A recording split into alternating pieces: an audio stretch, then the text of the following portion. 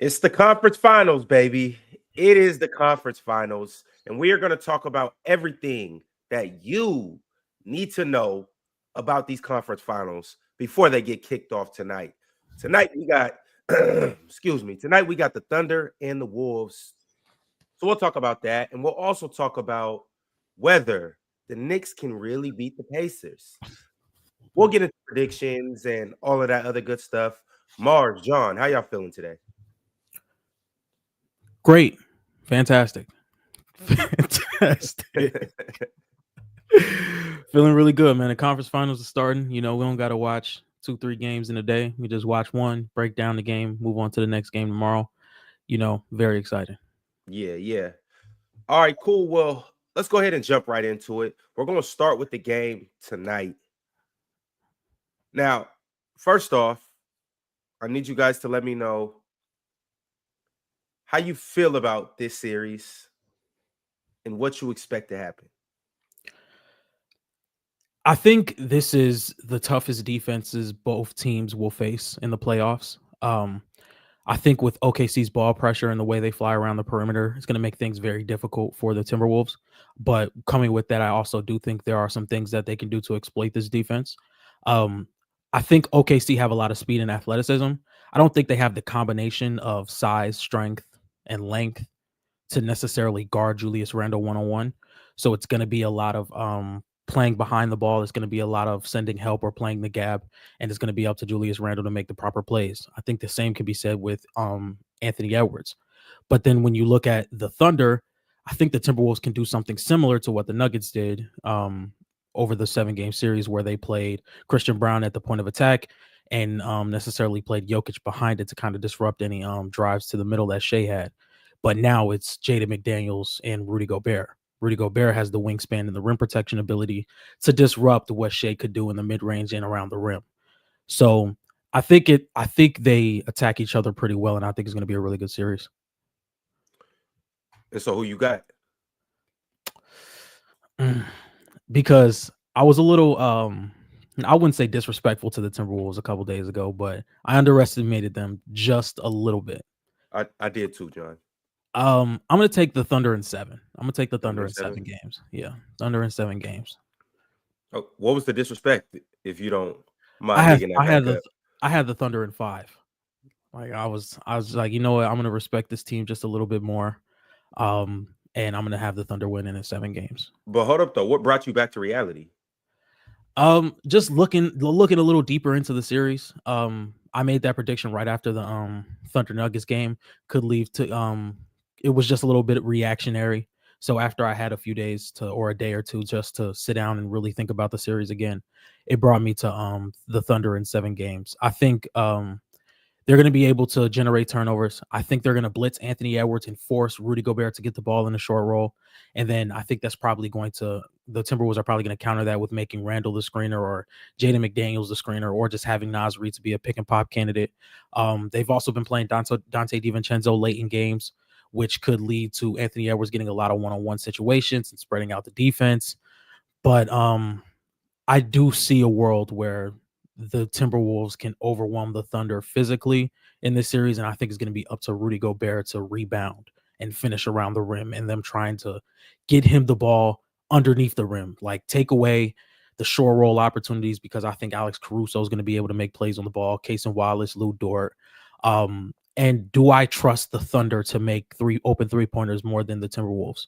The Timberwolves and the Thunder, I think, are going to both get a lot of open threes because they care more about what's on the ball. They care more about what SGA does on the ball. They care more about what Ant does on the ball. They care more about Julius Randle on the ball. So that's going to lead to maybe some open Jaden McDaniels shots. And then you have the athleticism of the Timberwolves that can attack those advantages with Jaden McDaniels, Nickeil Alexander-Walker, Naz Reid, Julius Randle. To once again, I don't think the Thunder have the combination of physicality, speed, and strength to combat what Julius Randle may be doing with a full head of steam attacking an advantage. So it's going to be a lot of rotation, and it's going to be a lot of open shots. So I do think the Timberwolves can string together a few games. We're hitting We're hitting Rudy in that short roll. How you feel about that? Because I don't like that at all. I hate it. I don't like hitting Rudy in the short roll. I'd much rather Rudy around the basket, right next to the basket. And the issue that I have with hitting him in the short roll is he's much more turnover prone in that area, especially in the mid post. I mean, don't get me wrong. He'll get the ball in the mid post and fire it out for a shot for somebody else and then repost. And that does work. That part I won't argue. 100% it works. But I don't want to hit Rudy in the short roll and then have him putting the ball on the floor. So that's gonna now be predicated on how long Anthony Edwards holds onto the ball, what kind of shot selection Naz Reid is gonna have. So when he does get blitzed, when Anthony Edwards does get blitzed, when Mike Conley does get blitzed, what kind of reads are we gonna have around the basket? That's the thing I'm worried about the most. I'm worried about that perimeter defense. Ron, when I think about their perimeter defense, that's Fort Knox. The rim is the goal. That's what a gold bullion is. And I think we could, to be honest with you, I think we can have our way at the rim. And I know this sounds ridiculous to you guys, but I think Anthony Edwards, I think Naz Reid, I think they can go in there and beat up on Chet. I think they can go in there and I think that they can beat up on Hartenstein.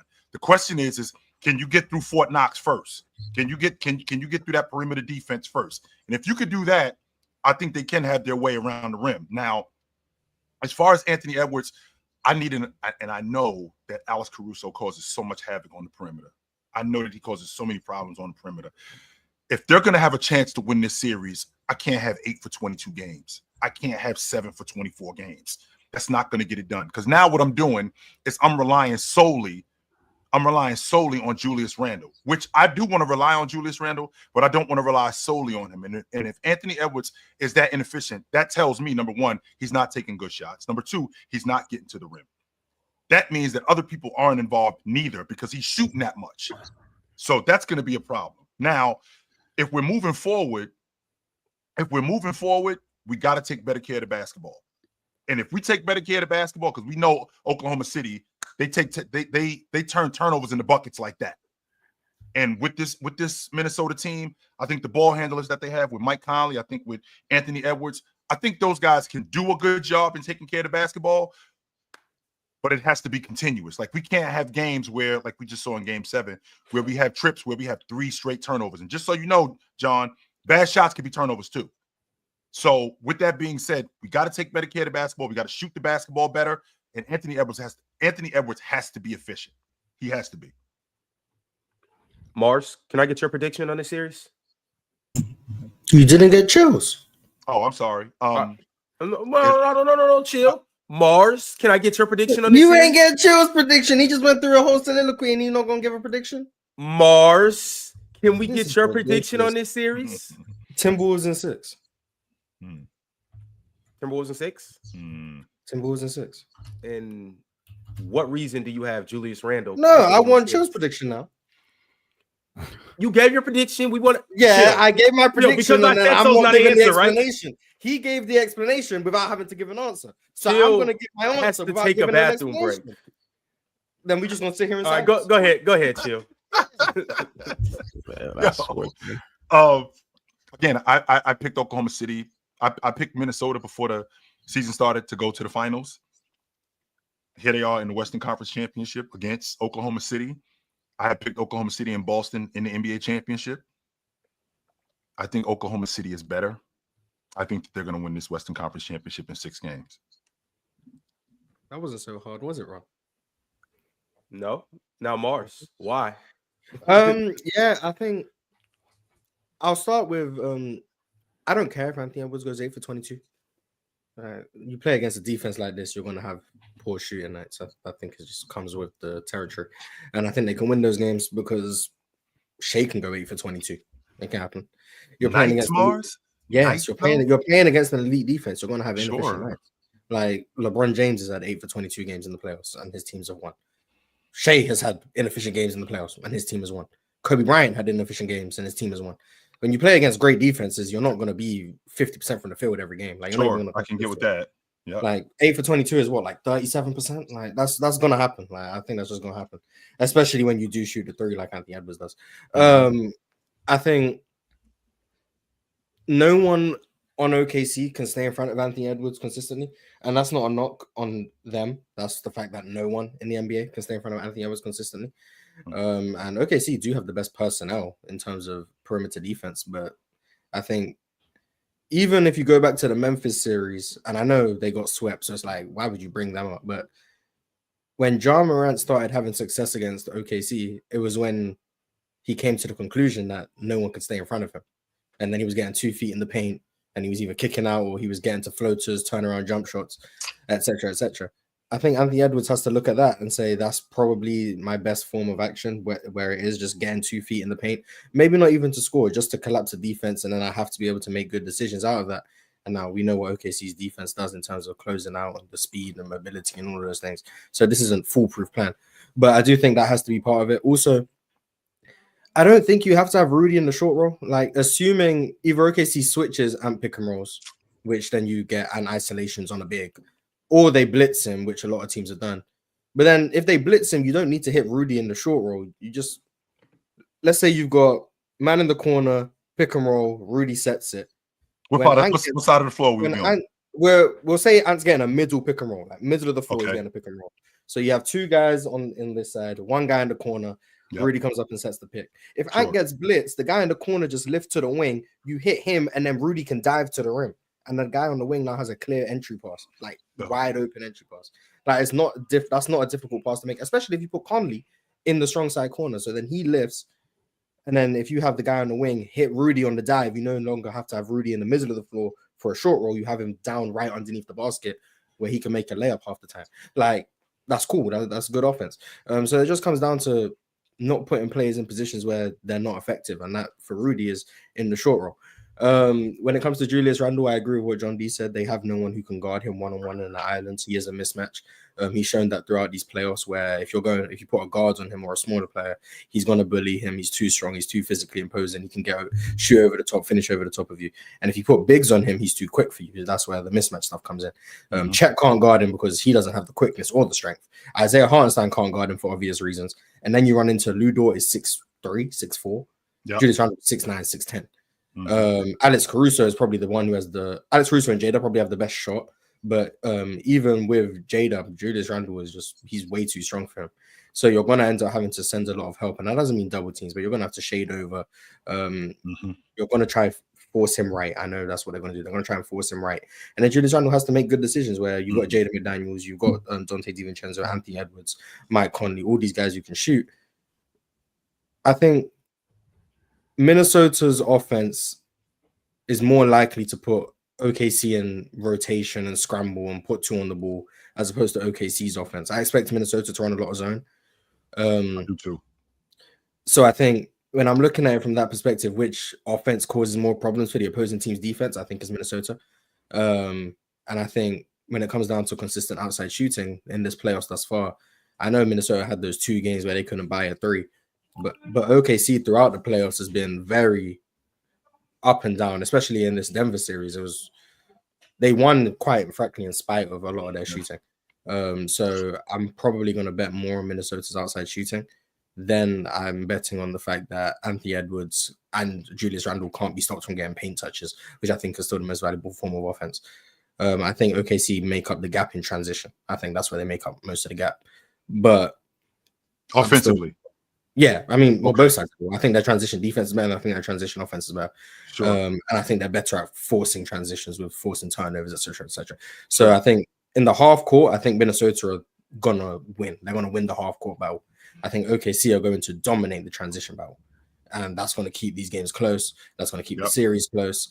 Ultimately, I'm going with Minnesota in 6. But and see, that's what I worry about, Mars, because you just said keep the series, keep these games close at the end. And I understand that playing against a great defense like Minnesota, like Oklahoma City, that you're going to have off nights. But to counter your point about Bryant having off nights, counter your point about James having off nights.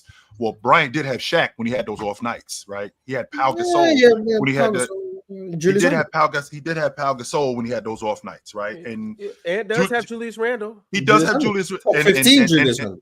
100%. I'm betting on Julius Randle, but I'm also thinking about Julius Randle against this defense also. So it's not just Anthony Edwards having off nights. I'm thinking about Julius Randle also having off nights, because when you said an off night, Mars, I'm comfortable with I'm going to have a bad night. I'm thinking multiple nights. We don't really have a lot of margin of error because, again, Minnesota's offense, to your point, when we get into the meat and potatoes of games, I'm still not comfortable with how Ant reads defenses. I'm still not comfortable with Ant getting blitzed when we get into the meat and potatoes of games and how he deciphers the short roll, or how when he gets to the rim, is he looking for DiVincenzo before the play materializes, before he gets to the rim, is he even seeing Rudy? Is that play even happening in his head before then? So I'm thinking about stuff like that. I know Julius Randle can do that. So can I make Julius Randle more of a ball handler when I get the ball out of Anthony Edwards' hands? Because I know Mike Conley can knock down an open shot.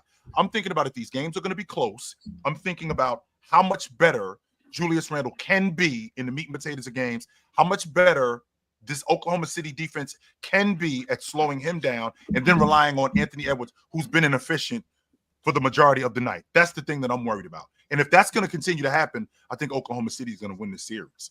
One thing I think is very important is Ant, I think, has to really execute the in-between game, because I think OKC are going to have more of a rope to really play aggressive on the perimeter, knowing they have iHeart or Chet back there to help out just in case they get blown by.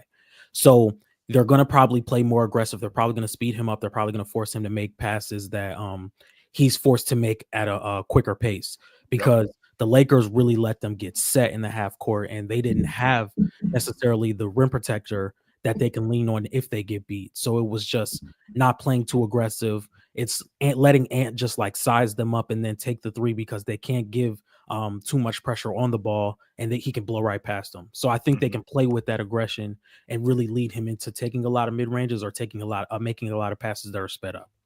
I don't hate. I don't. To be honest with you. But I don't. To what you were saying, Chill, I don't want to turn them dudes into ball handlers. Like, not against OKC. I don't want these dudes. I don't want these dudes turning into move pass. I want them to calm down, make strong passes, and be aggressive when they got the ball. Like this OKC team, I don't want to say it the wrong way, but because it's not a gimmick. It is real. It is very real. But with that being said, if you allow them, we've been talking about this all season. We talked about this with the Celtics, a couple teams when they play OKC. When you allow that aggression that they play with, especially on the perimeter, these 6'3", 6'4", 6'5" dudes that are extremely long, extremely quick, smart, and tenacious on defense. When you allow them to put that on you, that's when you get jumbled up. You got to take the fight to them. And I think Minnesota is aggressive enough, like Julius Randle, Anthony Edwards. I think those dudes, when they catch the ball, I think they can attack. That's what I want to say. I want to say that Jaden McDaniels, Nas Reed, and Julius Randle, they really got to make them pay this. Ox, when you say be ball handlers, what? Because I want to make sure I'm following you. You said you don't want Julius Randle to be as much of a ball handler. You don't want Anthony Edwards to be as much of a ball handler. So if that's the case, then how am I going to be aggressive if I'm not a ball handler? You want the ball to move more, and you want me to go. You want quick hits. Yeah, I want. That's what I'm saying. I don't want the Paul George, James Harden thing. You know what I'm saying? Dribbling the ball. I don't want the Luka Doncic dribbling the ball. If you're dribbling the ball, you dribble the ball with a purpose. When I say dribble the ball with a purpose, I mean attacking to the rim, getting the ball up the court, or maybe like a dribble handoff scenario or something like that. Pointless just bounces of the ball that's gonna OKC's gonna make. So being a ball stopper, none of that ball stopping. None of that, because that's what OKC wants. They're gonna capitalize off of that. They're gonna pressure you. Ant's used to getting blitzed, I think, so I don't think it's gonna be too much of a problem with him. I think as long as he's decisive, then I think he'll be okay. I think as long as Julius Randle is decisive and overly aggressive, I think it's gonna be all right. Julius, if you're dribbling the ball, make sure you got the ball on the block or something. You're pounding Chet or you're pounding J-Dub. Those are the dribbles we want. If you're dribbling the ball, Julius, I want you going to the rim, hitting somebody. John D, I agree with you on the mid range and all that. That's cool, but we're not stopping 15 feet. We're going with the trees and get in the air and get to the rack and. No, make Chet pay, and for real. Yeah, make iHeart pay, and make Chet pay, and make J-Dub meet you at the rim, and you know what I'm saying? Like I believe in a team like this with OKC, you got to be overly aggressive. You know what I'm saying? You got to be super aggressive. I'm talking about old school Julius Randle aggressive. You know what I'm saying? Like I don't want Julius to revert to any old ways, whatever it was that y'all disliked about Julius. but I need you to be aggressive. So, Bully ball. Ox, I was about to say, Ox, bully ball. are you comfortable with Julius Randle just picking up a charge, just running somebody over? Are you comfortable with that? I'm never comfortable with that. I'm never comfortable with that. I mean, if you, I want you to seek contact, of course, but I don't want you just to be a bull in a china shop and see somebody. If you see it there, make your move. Julius he could go side to side with the ball. He could stop and pop. So I'd rather you do that than just be, just wreckage. You know what I'm saying? But yeah, I want you to hit somebody when you're going to the rim. Sure, I do. I'm with you.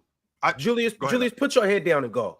I really do think Julius is, and obviously, like, don't just run the dude over if you know he's taking a charge. Yeah. But be aggressive though, because once again, and I think like we've all touched on Julius, and I do think Julius is like their X factor. He's the key to this series. We all expect Ant to be Ant, but Julius, we can't have you revert back to the New York Knicks days. You got to keep doing the same thing you've been doing in these first 2 rounds. And honestly, I don't want to dig back up yesterday's conversation, but I think Julius has similar mismatch problems that Jokic has. Yeah. Now, but the thing about Julius is he has a mismatch with just about everybody. Hartenstein can't guard him. Julius, who is his matchup, Ron? Oklahoma City. Who on the board when they're in the meeting on the board? Who is Julius Randle's matchup? Who is dealing with him primarily? I think they'll put Hartenstein on him. Oh my God, you gotta go. No, he's getting torched. Probably J Dub. Probably J Dub. All right, him too. Go after him too. Hey, put that little boy on the grill. Yes, go after him. And that's my point, Ron. I think it would have to be J Dub. But to your point, I think the 2 guys that got to come up big is J Mac and Naz Reid. Like you need big minutes for them guys, and Rudy can't be on no soft nothing. Rudy got to, Rudy got to be on the offensive glass like he was in the last game against the Lakers. You know what I'm saying? No bringing the ball down. Chill. I saw what you said earlier. I was on the way back to the house, and we're not dumping nothing down to Rudy in this series.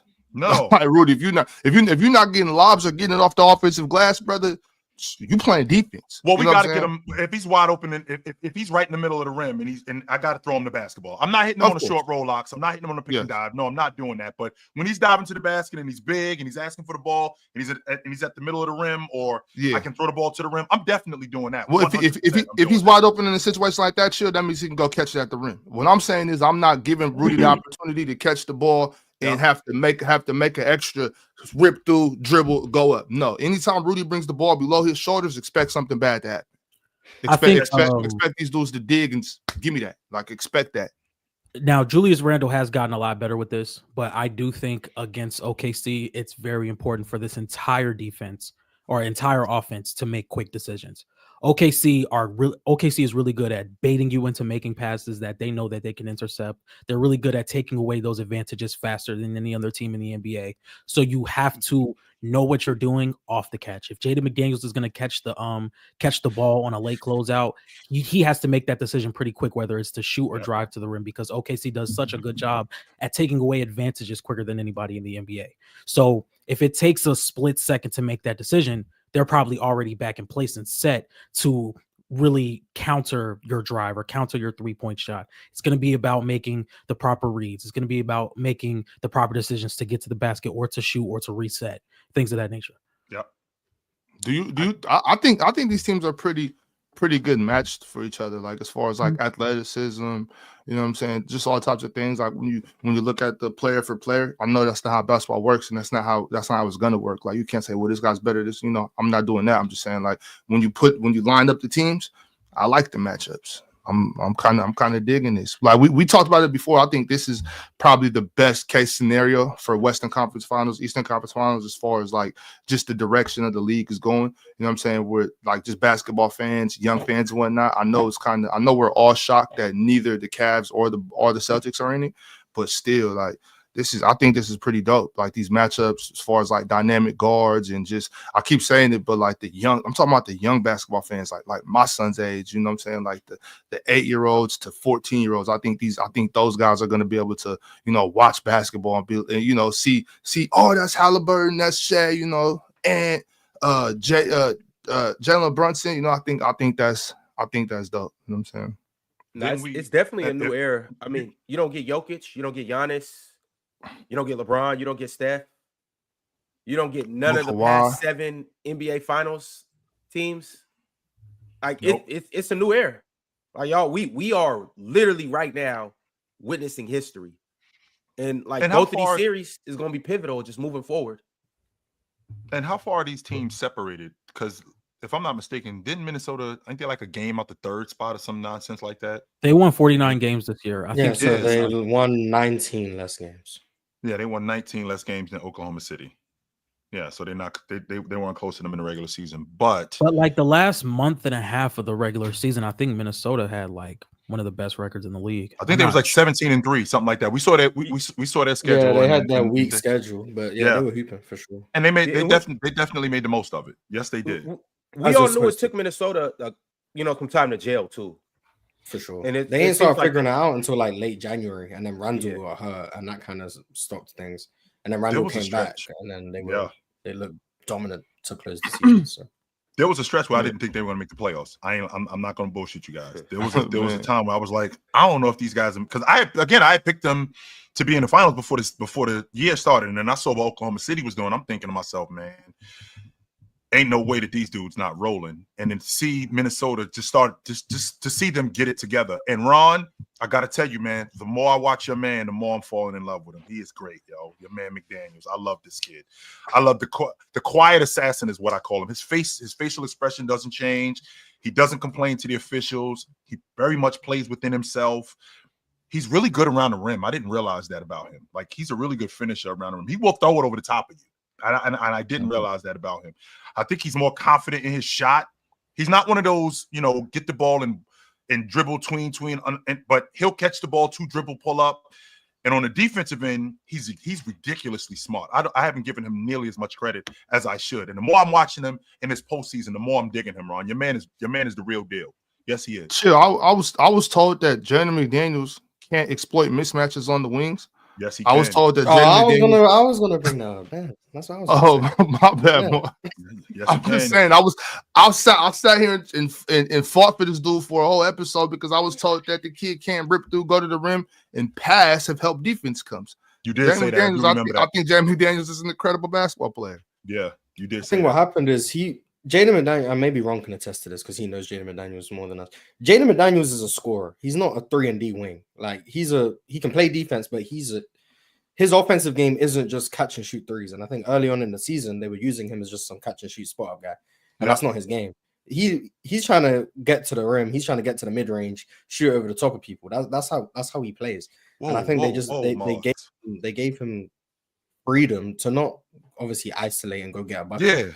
But like they gave him freedom to where like he's not playing the analytical role player game. He's not playing the game where if you're not a star, everything you do is either at the rim or from the 3-point line. It's like if you have an advantage and someone closes out to you, you don't need to shoot with that light contest. Go by him, get to a 15-foot jump shot. Why not? Like he's capable of doing that, and he's been effective doing it. And I think ever since they gave him that freedom, he's been fine. So maybe you'll never guess who drafted him, but Chicago. No, the Lakers. The Lakers. Oh, the Lakers Yeah. drafted him. Yeah, but he would have been out the league if he stayed over there. So shout out to the Timberwolves. But yeah, he can just do more than I think he was being told to do, and he's not just a 3-point shooter. And I'm pretty. I can tell when a guy his game is more than what's being shown. Watching Jaden McDaniels, he looks like the consummate 3-and-D guy. He didn't really look to me like a guy who can like put it on the floor and get to it. So it sounds to me 33% from 3. Yeah, so it sounds to me. This is what it sounds to me like, Mars. It sounds to me like a conversation that we had before about Anthony Davis, where Anthony Davis is a defender who can score. Is Jaden McDaniels a bucket getter who can defend? Is that what I'm looking at? No, he's a defender who can score. He's also a defender. He's also a his defender defense is still the thing he does best, but his offensive Okay. game, he's not a shooter. He's a scorer. Those two But they things were are not using the him same. like a shooter early on in the season, and he wasn't looking great. Now they're using him offensively like a scorer, and he can still shoot the ball. He's okay, but like that's what he is. He's a scorer, and he needs to get shots closer to the rim before he feels comfortable shooting threes. You can't just have him out there shooting 8 threes. I just don't think that's No, that's not effective. For I him. just don't think that's a good idea. So yeah, in the playoffs he's shooting 48% from mid range. Yeah, he's a scorer. And that left and that weekend, that going to that weekend, the thing that I saw, Ron, is him going to that weekend, that 2 dribble pull up right around the elbow, 2 dribbles, he's knocking that down. And also right in the corner around 14, 15 feet, he can knock that shot down. So I'm paying more. I was paying more attention to Jaden McDaniels as a defender more than I was him as an offensive player. I can find myself doing that with a lot of guys who I focus on what they do good and not necessarily focusing on the other stuff that they do good. And a guy like Jaden McDaniels, I wasn't really focusing on how good he is as a scorer and as a bucket getter. I just thought that he was a guy who created a lot of havoc on the wing as an individual defender. He could get out in transition. He will punch it on you, no doubt about that. He can knock down an open shot when it's necessary, but he's not a guy that if I need to get a bucket and he's got a mismatch, can I go to him? I didn't see him like that, but I actually see him like that now. He's one of those guys that he's got a smaller guy on you. You can go to him. He'll get you a bucket. Now, does that mean that I'm drawing up stuff for him on a regular? No, we're not going that far. But if we get into the flow of the game, I can call his number. I'm loving everything about your man, Ron. Yes, I am. Yeah, which is why I'm taking the Wolves in 7 because, usually when you got a Seattle hooper on your team, it just makes you a little better. But also, too, though, what I do want to say is the Wolves and the Thunder obviously have crazy versatility, but the Wolves do too. And at first I was worried about Rudy getting played off the floor. And then it's like, if Rudy's not playing, low-key a better team That's anyway. Old news, yo. That's old, man. Like, that's no, what is Ron Mars, talking about? what I'm saying is, no, you got Julius at the 4 or at the 5, and then you got Naz Reid, like against this OKC team. Doesn't mean you're a better team, but yeah, Well, they have great front court depth. Don't be semantical. You know what I'm getting at. I'm saying like they're not they're a better team because they can do that, is what I'm saying. Yeah, they like, have flexibility. Having the flexibility to go to that is incredible. And then also too, they can play J-Mac at the 4. So it's like they have different variations that they can do. We haven't talked about Dante DiVincenzo at all. We haven't talked about Nickeil Alexander-Walker at all. I don't know, man. I just think this Wolves team, they was here last year, and they just ready to go. Can Mark Dack? I'm stuck in my ways. I'm stuck in my ways, y'all. What are your ways? That I'm gonna lean towards experience. Oh, okay. I'm gonna lean toward experience in the playoff series. And obviously that doesn't mean that a less experienced team, because OKC's just that. It's not like they don't have any experience. They have experience, but and that's not to say that a less experienced team can't win. We just saw that last round. I just think it's a safer bet. I think this is a safer bet for me to go with Minnesota. And I do think Ant's a demon. I think Ant's the type that he wants this. He needs to prove that he's better than SGA. I don't know if he's better than SGA. I didn't say that now. I didn't say that. I'm just saying I think he needs to prove. Yeah. You can't tell him that, you know what I'm saying? And that's a good thing. That's what we want in these Western Conference Finals. We want Ant to have that chip on his shoulder. You know what I'm saying? Well, Ant's never been that. Hold up, though, Chill. Is Ant better than SGA? No. Don't do this now. Don't do this. I just said he wasn't. Don't do this now. I'm putting the filler out because, hey, Chill, in 7 games, Chill, you know how the landscape could change in 7 games. Yes, sir. So now I'm asking now, May 20th, is Anthony Edwards? But wait, Mars. Now hold on. No, yes. I'm not gonna say that. Yes, indeed. But Ant is in the tier to where it's not crazy if we discover that he is. We might not think he is today, but Ant, he surpassed Luka. Why can't he surpass SGA? There you go. I got SGA and Ant greater than Luka. But who you got out of those? I can't wait till he's fully healthy next season, man. I cannot wait. I swear, I promise you. I promise. No. Because I first Jordan probably has Şengün above Luka. Luka comes back. No. Hell no. 33, 9, and 10. You won't be able to shut me up. You won't. Every day, Monday through Friday, I'm here. John D. Are we loading? John, are we loading 32, 8 and 8 on? We're loading it. On 49. You know what you loading up? You loading up kolaches. You loading up kolaches, hookahs, donuts. Hey, watch. I looked on Indeed. Like a good time. I'm looking for a go dancers. conditioning coach. It's happening. Luka's gonna be right. He's gonna be right. He gonna average 33, 9, D, you a 11 newfound on Luka fan, 62% John D. true shooting. And John he's D, Wait a you minute. newfound Wait a minute. Luka I don't fan. want Ox to derail this. I don't want Ox to derail this. I want to get back to what we were talking about. Is Anthony Edwards better at basketball than Shai Gilgeous-Alexander? Is he Yes. better at basketball? No. Hey, Now, man, because speak up. Ox. here's the difference, Jordan. Here's the difference, because I'm an advocate of this. You could be better at basketball than somebody, but then get outplayed. Because Ant can outplay this dude in this series. That could happen. And then he gonna be. Did he better than him? Did he better than him? That's it. Then we doing that. He played better than him. Yeah, he played better. And Yeah, see, he this played is better. this is where the I don't dilemma know. happens. What y'all Mars. gonna make Ant prove? What y'all gonna make Ant I'm prove? not Like, you know what? making him do anything. I just don't think he's better than Shai. You know At what? basketball. Chill. This is what I'm talking Chill. about, Mars. I'm listening. Chill. You know what? I gotta cut you some slack because you know I heard Gil and them talking about Jason Tatum and SGA, how they the same age, I think, and Yes, sir. and accomplishments for Tatum is so much greater than what SGA is, but It they ain't close. make it seem like it's something else.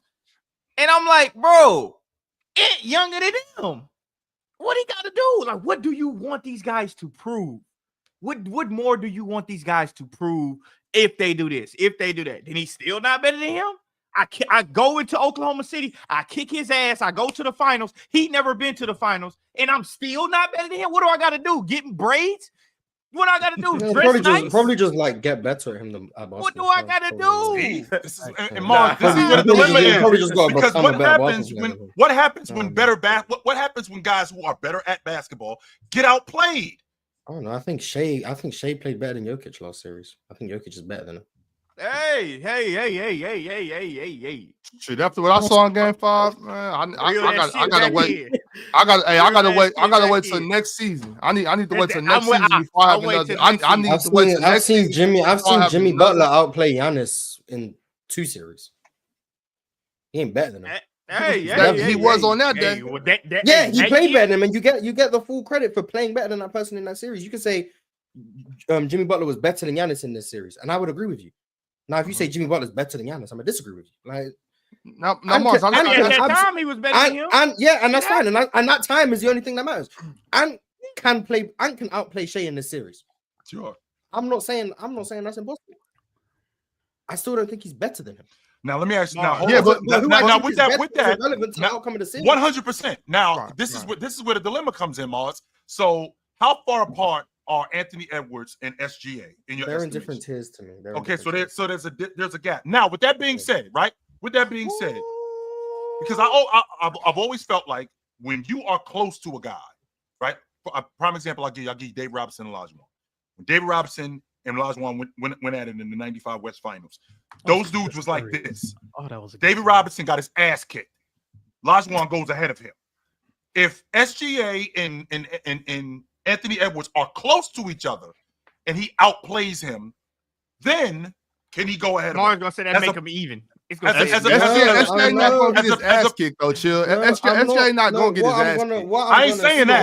Yeah, He no, gonna hold his own. He gonna hold his and own. on regardless. everything today. And on everything today. He But see, finna that's be the thing. talking so But see, that's he the on thing, though, everything. Ox. That's the thing, though, Ox. Anthony Edwards, this is what I love about him more than anything. You are going to compete against me, or I'm gonna eat your lunch. For You sure, gonna but compete what against me, y'all, or I'm gonna what y'all destroy think? you. Y'all think SGA ducking that? SGA No, I want don't that think he- too. Not at He all. SGA just a little. SGA just a little more of a reserved fella. He a little, 100%. you know, he's a little more calm, a little more. I think I'm- SGA wanted just as bad as Andrew. But Mars, I think when you got players like this, right? And I know it's exhausting. I know you don't like to do the list thing anyway. But my thing about this hoop thing, Mars, is the list changes every day, dog. Like it's there's to me, that's just me. Y'all don't gotta live. That's Y'all me don't gotta too. That's see it me though. too. Else. I'm with I'm you. just I like, live for the day. I ain't worried about tomorrow. every day, it's like the stock market. It's Yeah, we editing and revising every single day. Hey, I live for every the day. day. I can't worry about I'm telling you, tomorrow. all there is no promise. there is no consistent. Now I'm talking about active players, of course. And when you're active, that's why it's hard to make lists with active players, because with these active players, especially when you're talking about that top, so you got that top 5, and then you got that 6 through 16 or whatever. I don't know. I'm just putting out numbers there, right? When you're in these tiers, right? I do honestly think it's a boom thing. It's a like Jokic be here, Giannis, them And then he dudes, but pissed me then off, and everybody now he else, right here. everybody else, man, But- I'm telling you, in this series, I think it's going to be a game by game basis. Just because I respect Ant's game enough, I think if you ask me who's better right now, I'll tell you SGA. But I like Ant. I like it. Hey, I'm gonna give a good analogy. Let's go to parties, right? So it's like the pretty boy walking the party, the capper. That's all SGA. He rubbing his hand together, got his shoulders working, and then you look over, and then you see that cute dog coming up, and he start talking about, and then all the girls be like, "Oh, what we doing right here?" You got them cappers, and then you got them cute dogs. And then it's the battle of the dance. Respect the Kappas, though. Respect the Kappas. Respect to them, but it's the battle of the dance after a while. It's about who got the most motion. You know what I mean? It's two different. Yeah. Both are the shit. But to each his own. Some women like the cute dogs. Some of them like them cappers. Jordan, all I'm gonna say, Jordan, right now is them skims can't save Shea. Shea gonna have to ball out. My man, bro, Ant pulling up to the Oklahoma City Thunder arena with holes in his drawers. He ain't worried about them skins. This is what we own. This is what we own. Dog eat, dog world. The camera go flag. I say he got a hole in his drawers. Yes. It's sagging too. I You gotta be ashamed of your young ass self. This is what it's about. That's what Jordan. Yeah. I ain't need Jordan. Anthony Edwards is coming. I ain't even comb my hair today. That nigga raggedy, bro. You can go to Walmart and get a pack of drawers, bro. Come on. Hey, he don't care about that. He only care about one He thing. don't care about that. And that's serving you. That's eating your lunch. But y'all, I do want to say this though, because I understand that probably for the last 2 seasons and for a majority of the season this year, and even today, Shea has been put in this tier, and Ant not so much. But we have consistently watched Ant get better and better and better. We watched Ant in the playoffs. We watched Ant in the playoffs rise. So I'm saying that to say, Mars, I think they're a little closer than we give it credit for. I think Ant is right there. Ant on the verge of breaking into SGA's tier. Ant's on the verge of breaking into that SGA, Luka, for some people, Tatum tier. I think he's Ron, he got to prove that too. He got to prove that. He do. Maybe I'm just higher on Shea than you guys are. He wants to do it. I'm high on Shea too. I like Shea too. I'm high on Shea, but I think Ant's trajectory, like he is. Yeah, I don't doubt the trajectory. I just don't think he's there now. But like, so you know how like Shea just skyrocketed up into this tier? I think Ant's on his skyrocket. I think within the next 6 to 12 months, he's gonna be in that room with him. Ron, amongst the in a year, maybe I will be saying Ant and Shea in the same tier. In a year, maybe I'll be saying I think that's better than Shea now. I don't know, but like as of today, this could be the new information. I said that as of today, I think they're in different tiers. I think Shea is a tier ahead. I mean, I'm saying I think Shea is one of the tier 2 guards of the last 25 years. Like I think he's in that's how high I am on Shea. Like I think he's in a tier with guys like Chris Paul and James Harden and Luka and how much better Steve Nash how much and better Dwayne Wade.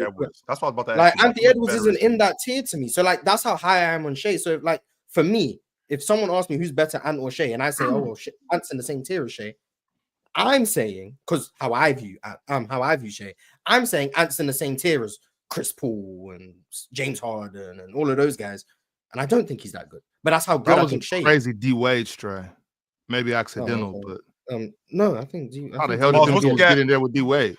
D Wade might be on the top of that tier, but I think he's in that tier. That's what I was about to ask you, Mars. That's exactly. So maybe he's in tier 1.5. Maybe D Wade's in tier 1.5. That's what I'm saying. No, with Ant. So the same comparison with D Wade and Shea. That's how I feel like it's the same thing with Shea and Anthony Edwards. I'm in your tier. It might be a little separation between us, but I'm right there with you.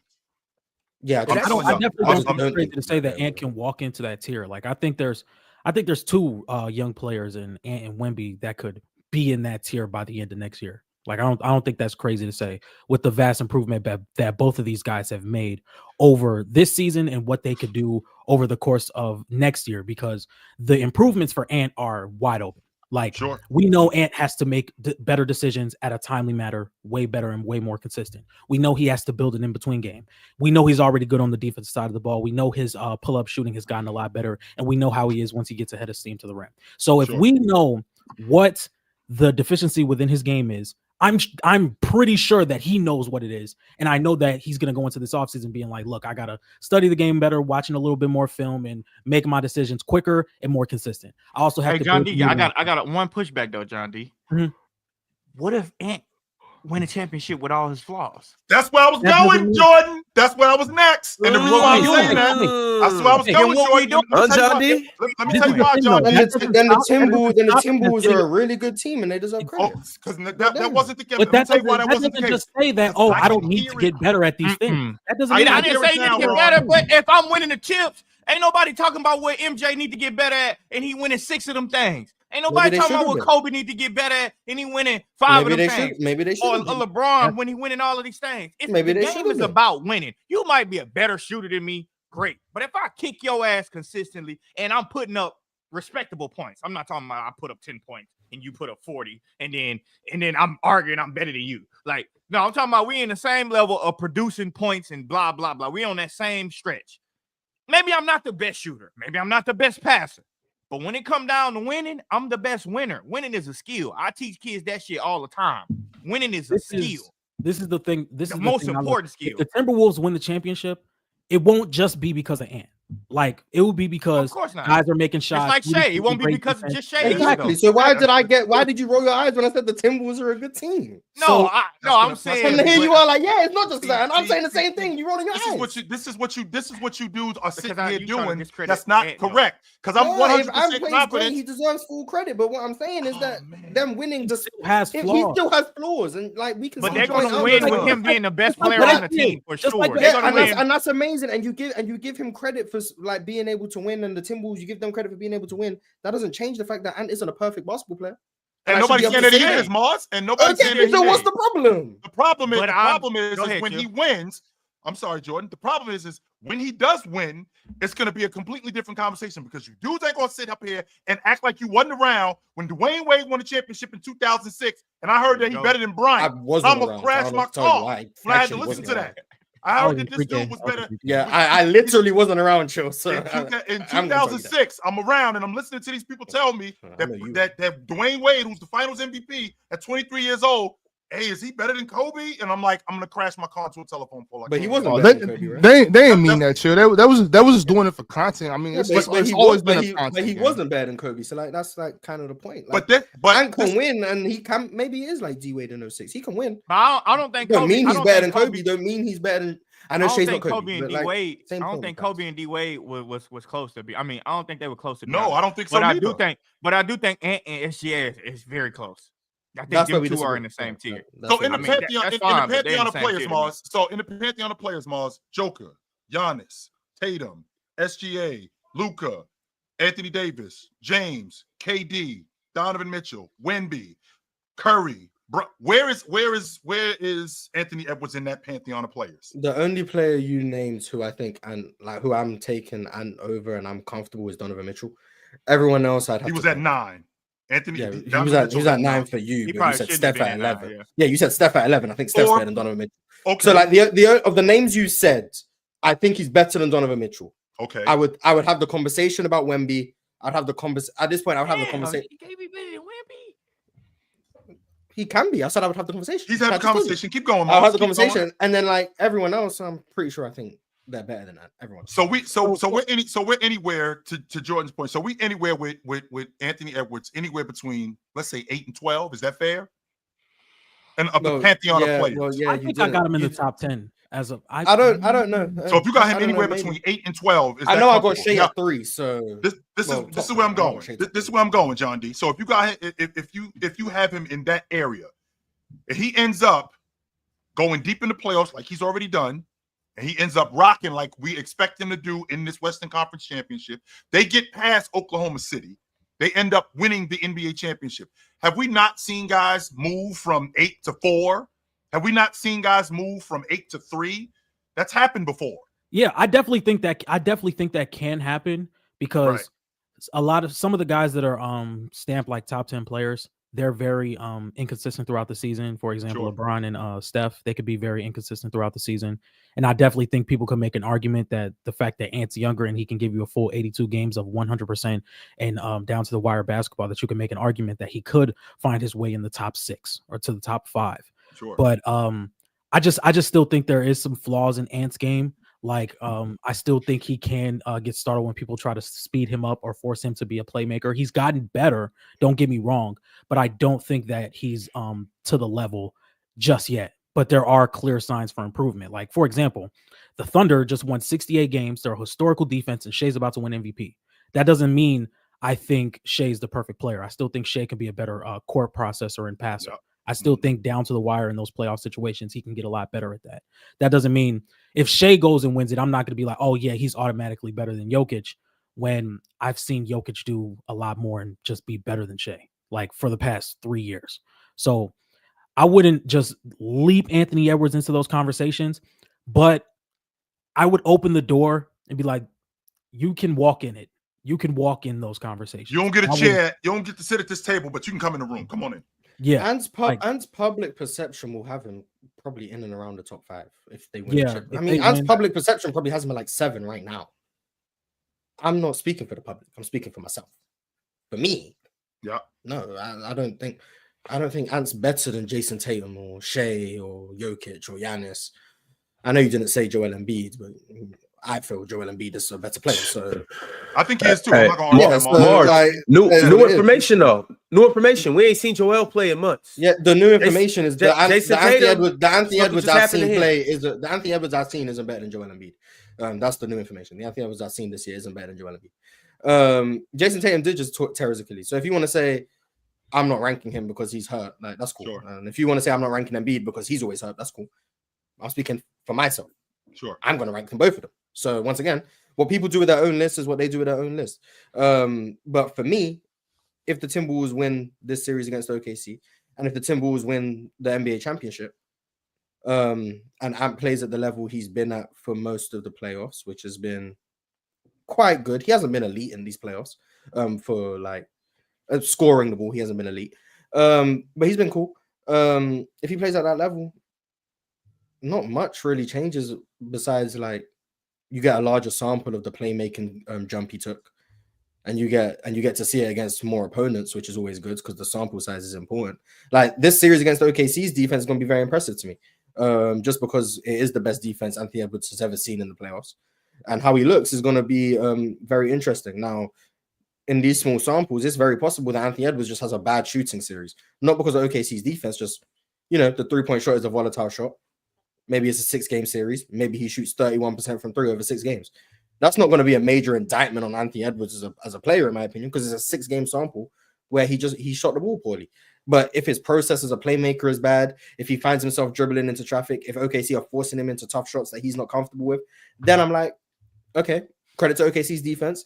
Anthony Edwards still has some things to work on. Like it all comes down to how these things unfold. Like if Anthony Edwards goes into this OKC series and shoots 51% from 3, that doesn't automatically mean Anthony Edwards is now a better player than he was. He had a crazy hot shooting series, and you give him credit for having that series. But we also know Anthony Edwards isn't a 51% 3-point shooter. But Mark, so I'm not gonna use that to act like he's something he's not. Though, because it's not. I don't think he made the most. So if Steph does it, we give him credit because we know Steph has the capability to do it. That's why I don't understand how people don't listen to what I'm saying.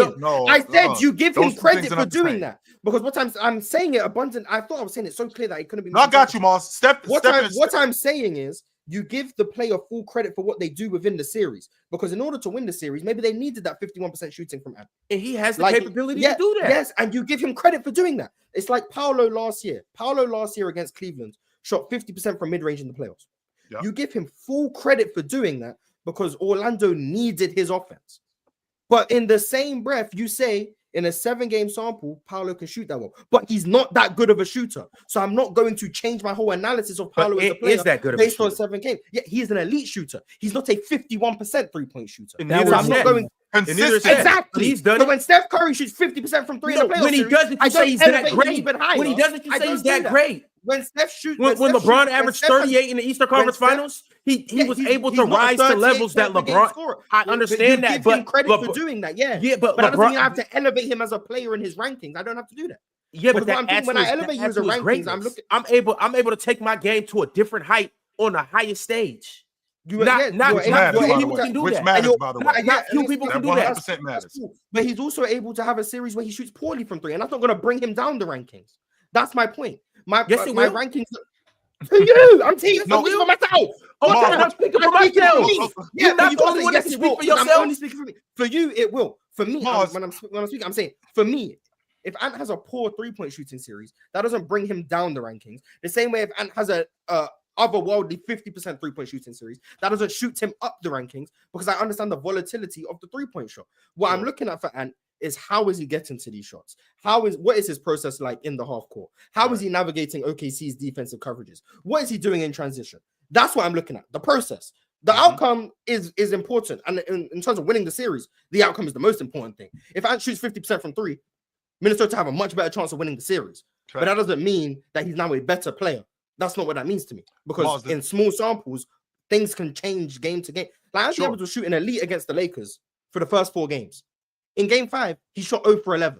He ended the series at now like 33% from three because one game he shot terribly. Right. Does that now mean, Ant's a 33% 3-point shooter? No, it doesn't. So small samples, things can be skewed. That's what I'm trying to say.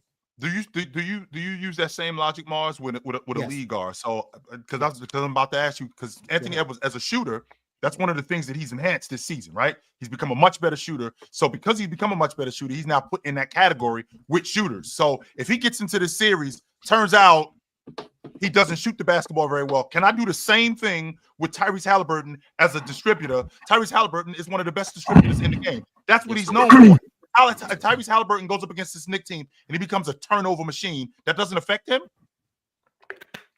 Like I said, with the shooting thing, it depends on how are those turnovers coming.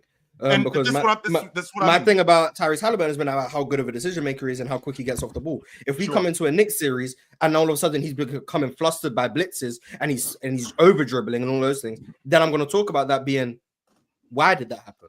Is Halliburton not as good of a decision maker as I thought? Did I not see something in previous series or when I was watching Halliburton previously that I missed that led to this? Or was it just turnovers where he's throwing passes that he normally makes? And sometimes you get turnovers because your teammate, I don't know how turnovers work. Because if I put the ball right in your hands and you drop it, that's not my turnover. I'm sorry, that's not. But sometimes those turnovers happen. Yeah, but sometimes those turnovers happen. So like it depends on how the turnovers happen.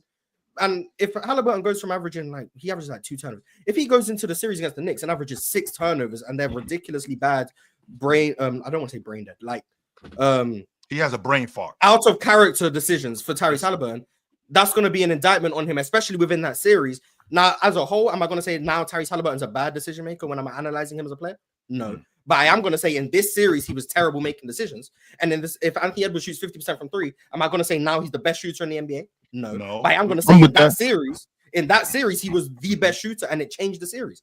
Like I say that, I keep saying this for like the last 2 weeks. I can separate what's happening currently from like making it holistic assessments on a player's overall status. But see, this is my whole pushback on that, Mark. Jordan, just hold that thought right quick because we got to talk about PrizePicks and how when you play $5, you can get 50 back instantly in promo funds, but only when you use promo code PANEL. Yes, you must use promo code PANEL to get $50 back instantly when you play $5. Now, if you watch the show every day, which I expect you guys to do, and if you like the video every day, which I expect you guys to do, then more than likely you know that PrizePicks has this thing called Takes to Tickets, where your beautiful basketball takes can take you to the NBA championship and you can sit courtside. Every time you make a $5 3-pick flex NBA lineup during the playoffs, you will be entered into a sweepstakes to sit courtside at the NBA Finals. Now, today, we put together our contest, and this is what it looks like. We will be turning $20 into $550 on PrizePicks, and obviously, we have a game tonight, so this is how we went. Talk to us, Ox. Got you. Once again, I got a little outside help from my people in the chat, and we're gonna go with Nas Reed going more than 17.5 PRA. SGA will have a good game, but still less than 31.5 points. Chet Holmgren, more than 9 rebounds. We got Anthony Edwards going for more than 26 points. And for our demon pick, we got the man Rudy Gobert having Keep more going, Rudy. than 1.5 turnovers. Hey, let's get them short rolls going, Rudy. Let's go. I think that's easy money right there. With Rudy Let's Gobert go, y'all. That's how we rock. With all the respect to you, Rudy. 15 and 13. Loading. 15 and I 13? expect just look, if Rudy has 3 turnovers, that doesn't mean he's playing bad. You know what I'm saying? That's just a part of the game, y'all. It's just part of the game. Hey, real quick, can I speak on something? What you were saying, Morris? Because I just want to say I agree with that. Like, and that's why I'm trying to just kind of get us to start seeing it more of a game-to-game basis. You know what I'm saying? Because I think that's how it works. I just think that ultimately, if we judge somebody's whole career off of one game, that's unfair. You know what I'm saying? But we can talk about who was better today, who was better in this series. I think we can do both. You know what I'm saying? But we can't indict a player off of one game. And the reason I say that is because the basketball is so mental too. You know what I'm saying? You got to be able to make quick decisions, and life happens. You know what I'm saying? So we got to also remember that these people are humans. You know what I'm saying? So when you were talking about if Tyrese Halliburton it does this or does that with turnovers or something, you never know. Anything could be happening in life. You know what I'm saying? It's a family member that's not doing too well, a big decision coming up. You know what I'm saying? People got kids, things like that. That stuff, regardless if we want to admit it or not, that stuff does affect you. And that can affect you on the basketball court, professional or not. And so that's why it's like that's what I'm saying. Like you can have a bad game today or throw some extra turnovers today just by having a mental lapse. You know what I'm saying? But that's not an indictment on your whole career. You know what I'm saying? That's why it's a day-to-day thing. But this was my pushback, Ox, on what Mars was saying about, for the series, that's the time. I think people underestimate the pressure of winning and how that affects your game too. Like, people underestimate that this game is all about winning. You can have your regular season stats, you can have your first round stats, but in the finals, if you can't mentally focus and put that together, that's something that can be put against you. Like, that's the pressure of winning. That's why winning feels so good. So when people be like, well, in the finals, he didn't do this. And it's like, yeah, but if he go to the finals and do it 4 or 5 times and he keep playing perfect in the regular season, James Harden, I love James Harden, but the pressure of winning has gotten to James Harden a few times. I'll say that. So I look at that like, if me and you on the same tier, yep, and I succeed and achieve when the pressure of winning is coming against both of us, I'm that dude. You just playing second fiddle. Nothing wrong with that though. But I'm that guy. You gotta stamp me as that. And that's why a lot of times when people win championships plus the finals MVP, they get stamped as that because that's what's most important. Like when Giannis won the finals and the finals MVP, best in the world. Jokic, best in the world. Braun, everybody thought Braun was the best in the world, but it was conversations until he won a championship that's what he needed to be in Kobe talks and all this other stuff. That's what it is. It's stamped on that. And I don't apologize for that. Like I feel somebody like legacy going up this year. Jordan. That's a part of the game. I don't know if it's Halliburton. I don't know if it's Brunson. I don't know if it's Ant. I don't know if it's Shea. I'm giving somebody major love. When you go and win an NBA championship, lead your team to an NBA championship. My correction, lead your team to an NBA championship. You get love for that. You get major. In my books, you get major love. Winning you deserve that love, Ron. You deserve that love. Matters. I'm not going to argue that. I just think that OG Anunoby. Mars, you made a valid point, and I'm thinking to myself, well, throughout the course of the regular season, this is what brings us to the playoffs. And can a bad playoff series completely erase everything else that I did? So, like, if I get to the Western Conference Championship, everything, like Julius Randle is a prime example of that. Julius Randle now in the playoffs has been playing really well. Yes. This season, he hasn't been great. Injuries in addition to injuries, he's been good for the last few months. Like, yes, but he's been available. If he ends up having a subpar Western Conference Finals, do we now go back to, this is the Julius that we've been talking about? But on the flip side to that, what happens if he gets busy? Now the expectation for him goes up. That, okay, can Julius be this guy that I thought he was? Can he be the player that I always thought he was? And it's not just going to be just because of these playoffs. It's going to be because of everything that I've seen throughout the course of not just this season, but what I've seen throughout the course of his career. This is the only time that he's been able to put that together, which is why I talk about him like that. To your point, when you're talking about players being great, it doesn't matter that, okay, my shot wasn't falling in this particular series. I'm still awesome, but my shot wasn't falling. On top of that, we end up losing. That doesn't negate you as a player. But it does in some aspect off the strength that you are our guy. And that contributed to us losing. And that's part of it. Because if winning matters, then losing has to matter too. Yeah.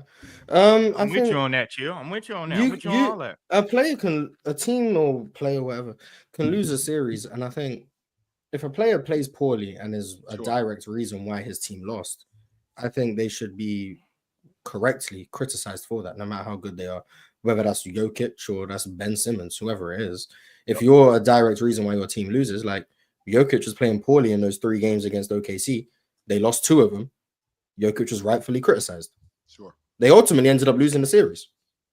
I still think Jokic is the best player in the world. Like, because what I'm looking at is in a 7-game sample, I think Jokic had 3 bad games. Is that fair to say? Maybe 4. Yeah. 4 bad games, actually. I think you've had 4 bad games. Yeah, 4 bad games. 4 bad games. Game 2, game 3, game 4, game 7. Is that fair? Game 7 should count as 2. But go ahead. I'm gonna say 4 bad games. Game 2, 3, 4, and 7. He had 4 bad games out of a 7-game series. I still think he's the best player in the world. But I can also say I think he's the best player in the world. I also think he wasn't good in this series against OKC. Right. And I actually think he was a reason, not the reason, a reason why Denver weren't able to get over the hump in this series. I can say both of those things, and I don't think that's contradictory.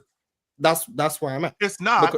So, like, when I see a lot, this is maybe back to Chill's point about the 3 years things. I don't know. Like, when I have such a large sample of Jokic's skill set, his production, his value, his impact, all of those things, a 7-game sample where he's not great, or in 4 out of 7 games where he's not great, that's not going to just all of a sudden I just forget all of the great skills he has. Like, no, he wasn't great in those 4 games. I can acknowledge that. He deserves to be criticized for that. Why was he not great in those games?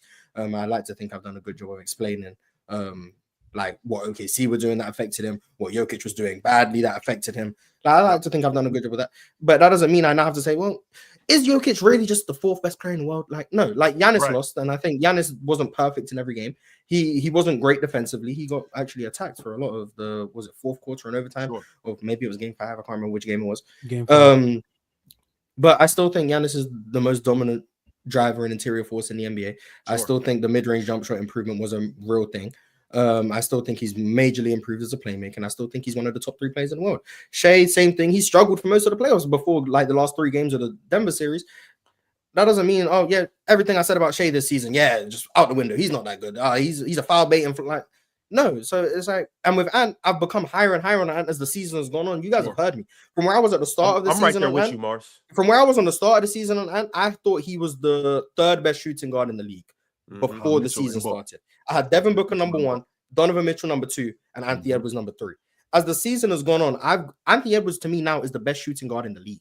Sure. And that's before the playoffs started. I've been saying that for like the last few months because I've seen the improvement as an outside shooter. I've seen the improvement as a decision maker and playmaker, and that's leveled up even more so in the playoffs. And Anthony Edwards deserves that type of credit, in my opinion. And I'm giving him what I think is the fair amount of credit for doing those things. He's now even better now than I thought he was. When did the playoffs start? A month ago. He's not even better now than I thought he was a month ago. And that's because of what I've seen in terms of dealing with the coverages he's seeing against the Lakers, against the Warriors, and dissecting them. I'm like, this is major playmaking improvement. Anthony Edwards, if he has a bad series against OKC, because we're talking about if they win, what does this mean for Anthony Edwards? Where does he rank? If he has a bad series against OKC, he's not all of a sudden, oh yeah, he's worse than Donovan Mitchell again. Like, no, I don't think that's the case either. So like, it works both ways. I'm not gonna go overboard if he wins and say, oh well, he's now better than Shea or he's top 5. But I'm also not going to go the complete other way if they lose and he struggles and be like, yeah, he's not better than Donovan Mitchell. He's not better than Devin Booker. He's not better than insert whatever other guard you want to say. Like, but Mars, I'm agreeing with you on that one too. I also feel like for me, Anthony Edwards is better than Donovan Mitchell. But if Ant has a bad series against the Thunder, I can listen to the conversation of somebody tell me that Donovan Mitchell is better than him. Like, I'm okay with that conversation now. Like stuff happens. But listen to the conversation today. Yeah, I mean, I ain't listening to shit. But all I'm saying is like this is how important winning is, and like this is how much it matters, and like how it haunts you. We all know Jerry West is a hell of a player. We all know that, right? Everybody, his peers around him don't know that, but they don't bring him up with one of the greatest, like they would do a Bill Russell and stuff like that. Why? Because he didn't win as much. That's why. And this is Russell, but sure. Man, whatever. But all I'm saying is I got a different opinion on Bill Russell, but whatever. All I'm saying is Jerry West was great, bro. Like one of the best scorers we've seen. But at the same time, he didn't win. So that's what comes with this territory. If Jerry West would have got 4 or 5 of them championships, exactly. We just would have been imagine saying Jerry is top 5.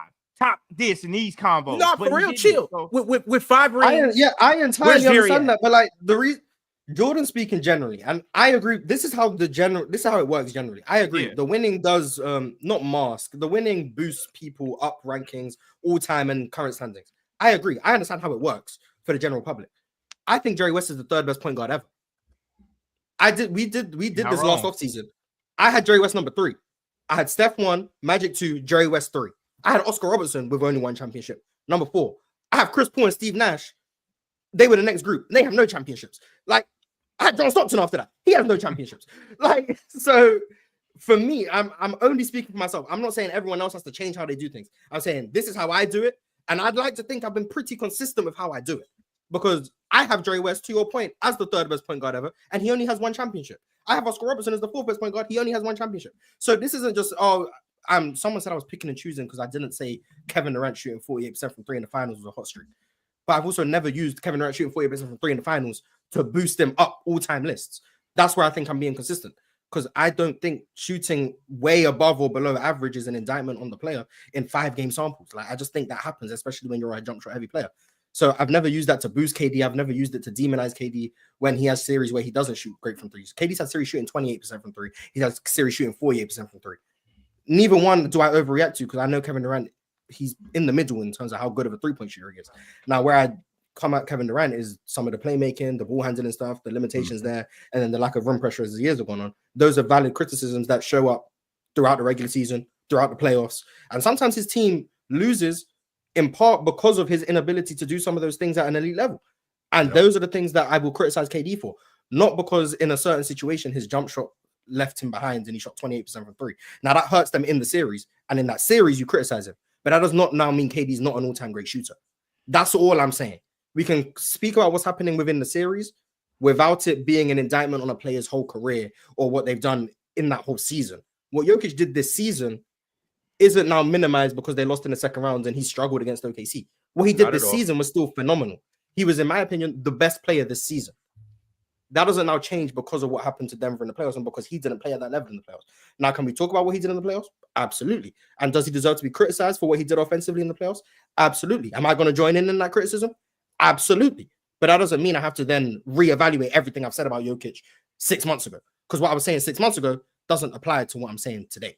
That's all I'm trying to say. So I'm trying to separate the smaller samples and what's relevant at that time to making it more holistic about where a player ranks in the grand scheme of things. Ant can outplay Shea in the series. I wouldn't bet against it. I wouldn't bet on it. I wouldn't bet against it. That doesn't mean he's better than Shea. Shea can outplay Ant.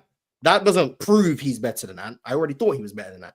Like, that's all I'm trying to say. That's where the confirmation bias comes in, 100%. I mean, if you already think that, then he ends up outplaying him, or like a guy gets the league MVP. You already thought he was that good anyway. So this is just confirming it. But I mean, the idea that you going into this season, you thought you thought that Anthony Edwards was the third best 2-guard in the game. And then throughout the course of this season, watching his game, that put him over both Donovan Mitchell and Devin Booker. Not because their skill set changed. Well, Devin Booker regressed defensively this year. Right. But Donovan Mitchell, yeah. In terms of my skill set, I can still shoot the basketball. I can still score the basketball. I still take care of the basketball. I still play defense. Things like that had those guys ahead of Anthony Edwards. That hasn't changed much. Now, with Anthony Edwards now playing at the level that he's playing throughout the course of the season, and then it now translating over to the playoffs, what I've done in the past, like I talked about before, which is leading me to my point about Joker, you still think Joker is the best player in the world, and I do too. But at what point, because again, we're now, this is this third time in 4 years that we've seen Joker bounced in round 2, right? So at what point do I now start looking at other players and going, is he better than him, or is he the same, or is he on that level? Low down, what up, brother? Man, I thought Swipe was gonna be up here, man. Oh my god! Yeah, Man, you no missed the boat, way. man. You missed the boat. You here for no reason. You might as well go step back down. Come back on Thursday, regroup, because you're not gonna see Swapper today. Yeah, you're not gonna see him today, low down. Yeah, sorry, low down. You should have been here yesterday, but Yeah.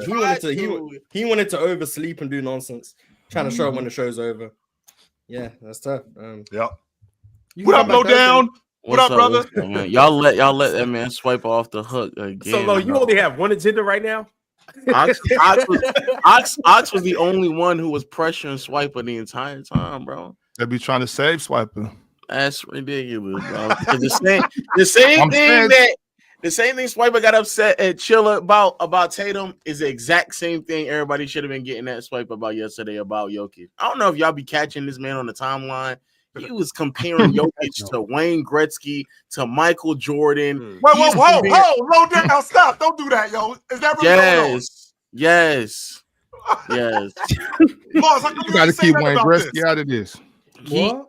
How come you ain't saying nothing about this? I don't know if you know this, but Wayne Gretzky, there's a statue of him in Canada, not in front of a specific arena, in Canada.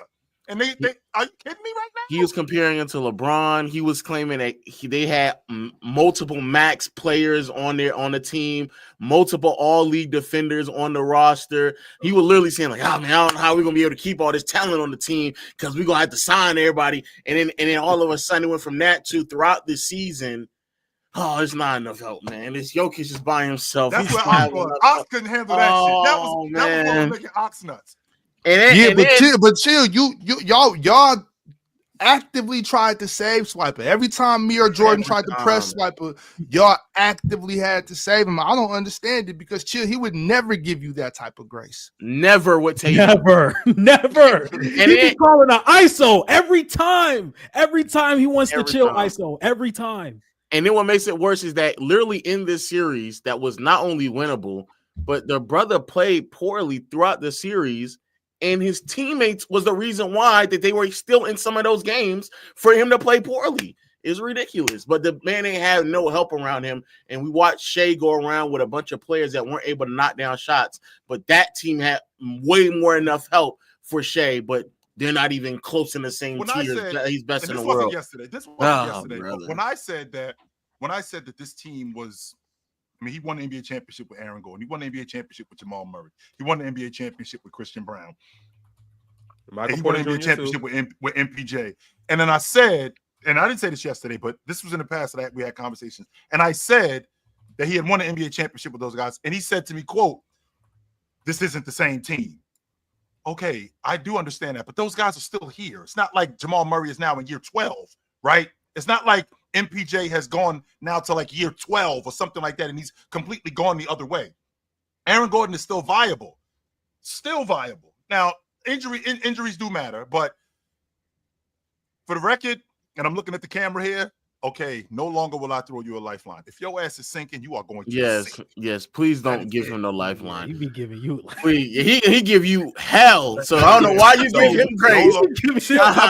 Chill, you remember I brought that up? You be crashing out at 11. And you were trying to snap on me, Chill. I brought that up. I told you the same way he does Tatum, we need to do him the same way for Jokic. But shout out to Swiper though. Yeah, y'all don't need to give him no more lifeline. To be fair though, yeah, MPJ, he definitely playing like he in year 12, so I don't know about him, but I think the shoulder really screwed him up though. Yeah, the shoulder screwed him up. But that team, that was a series in which they could have won and they didn't win because of Jokic. And I think that's probably the second time that's happened on back-to-back years. I don't think that's necessarily the full indictment on what's happened throughout his career, but that's the second time. And on top of that, his lack of scoring aggression plagued him again in this series. That's something else that y'all don't know about, but 2 or 3 years ago, people have been trying to explain that to him on Twitter. He was vehemently denying that he didn't have any level of questionable scoring aggression, that he would not insert himself as a scorer into a game or a series. He denied that vehemently. And that's something that he's had to force to accept. Swipe, I wish you was here. I wish your ass was here because this is bullshit right here, yo. Yes. And shout out, and I'm y'all know I'm a huge Jokic fan, so it's not as if like I'm not pro Jokic, but I would never in my life say that this nigga is Wayne Gretzky or Michael Jordan. Like that nigga, he drags it way too far. He just goes too far with it. He goes a step further than anything else, and I just don't understand why he does that. But I thought he was gonna be here today, so that's kind of tough. It's not even for me. It's not even him pushing Jokic into that category. It's when things don't go his way, the crawl back and the walk back that he does is just so nasty. And he said they were going to win this series because of him. Well, he what? He be tucking his tail. He be acting all docile and we're doing that low shit. That pissed me off. He just talking all low, like objectively this, subjectively that. Incoming Jordan about to say I'm right. Incoming Jordan about to say I was right. Well. Now, you know what though? I'm glad Low came up here and said what he had to say about Swipe. Because when I say it, oh my God, Jordan is picking on the guy. Oh my God, he keeps saying it. What is this so hard? Look, this is what people say. What is this so hard to get through Jordan's head? You can be a fan of a team, but pick. And I'm like, bro, y'all are bozos for even acknowledging that that's what you think he's doing. Like it was clear, bro. It was clear, obvious to me when the Clippers went up 2-1, and he came up here on a sad day. I didn't even say nothing. Because I'm like, I don't even care. But then he's like, I mean, we're just not good. We're just not good. He like trashing the Nuggets. Yes. Unplayable. Then I said, hold on, Swiper. This was before it all started. I said, hold on, Swiper. It's just 2-1. I say, so if it goes 2-2, is your tone going to change? I mean, I picked the Clippers. What are you going to tell me? Bro, the day it went up 2-2, I still have nightmares about what he did on Twitter. We going back to my Yes. Bro, they won game 1 of this OKC series. I told you about the Nuggets. I told you. Oh my God. That's one right there. Like Jordan, I'm not tripping off him saying we're going back to Mile High. I'm tripping off him talking about I told you. You told us what? No. Because I mean, honestly, I was the one. I was defending this team for him. Me too. Like, God, you know what? I can't keep talking about Swiper because he's gonna come up and talk about he got all the motion. Y'all talking about me when I'm not up. He's in that. All I'm saying is, you can't have it both ways, brother. Like you can't say we have no bench, we have unplayable, and then get on when Peyton Watson plays good. I told y'all about Peyton Watson. I told y'all about such and such. I told y'all about this dude, and it's like, yo, bro. Y'all, like he said, we don't have a bench. Okay, cool. But y'all have a hell of a starting 5. Like, y'all got a good starting 5. Like, you're not going to win everything. You're not going to win the starters and the bench. Like, you got the best player in the world, quote unquote. He ain't playing like it. Man, so, they won a game where Jokic shot 25% from the field and 0 from 3, bro. I can't, like, I'm like, there's 2 games where they won one. Yes, they hold on, below against who? Who did they win it against? This is OKC. They won game 3. Exactly. With this man out there putting up 20 and he grabbed a lot of rebounds. But the brother shot terrible in that game, and they still found a way to win. The following game, they lost, but all they had to score was 93 points, and Jokic, again, had a terrible game. And for Swiper to come up here and say that the reason why they were going to win this series is because of Jokic, that means that you are anticipating him to have borderline 4 to 5 perfect games. So when they don't win, it's because of him. I don't want to hear shit about Alex Caruso right now, because at the end of the day, even though Alex Caruso was amazing, he was amazing. Yeah, and Mars is another troll because I also put that on the timeline here. Mars is well, that sounds like a 2015 Finals MVP poll to me. Shut up, nigga. Shut up. I already know how good. I already know how good Alex Caruso is. But to Swiper for Swiper. The same reason why he don't give Tatum no out when it comes to chill. I'm not giving him no out when it comes to Jokic, when he quite literally said that Jokic is going to be a 68-win all-time defensive unit. Not going to give it to him. No, I'm not. I mean, yeah, I'm but y'all should have known better when we did them bullshit ass rankings and we asked Swiper who was the team that he thought gonna win a championship. He said the Oklahoma City Thunder. That shit tripped me the fuck out when he said that. And then he said the Nuggets in 7. How the hell do you got the Thunder winning the championship if you got the Nuggets winning in 7? Well, to be fair, I know somebody else up here that does something like that. It's Who different, did but it's some shit like similar. that? Who did? No need to call anybody out. But fellas, I do have a $50 super chat. I want to read this, and then I want to go into some other things as well.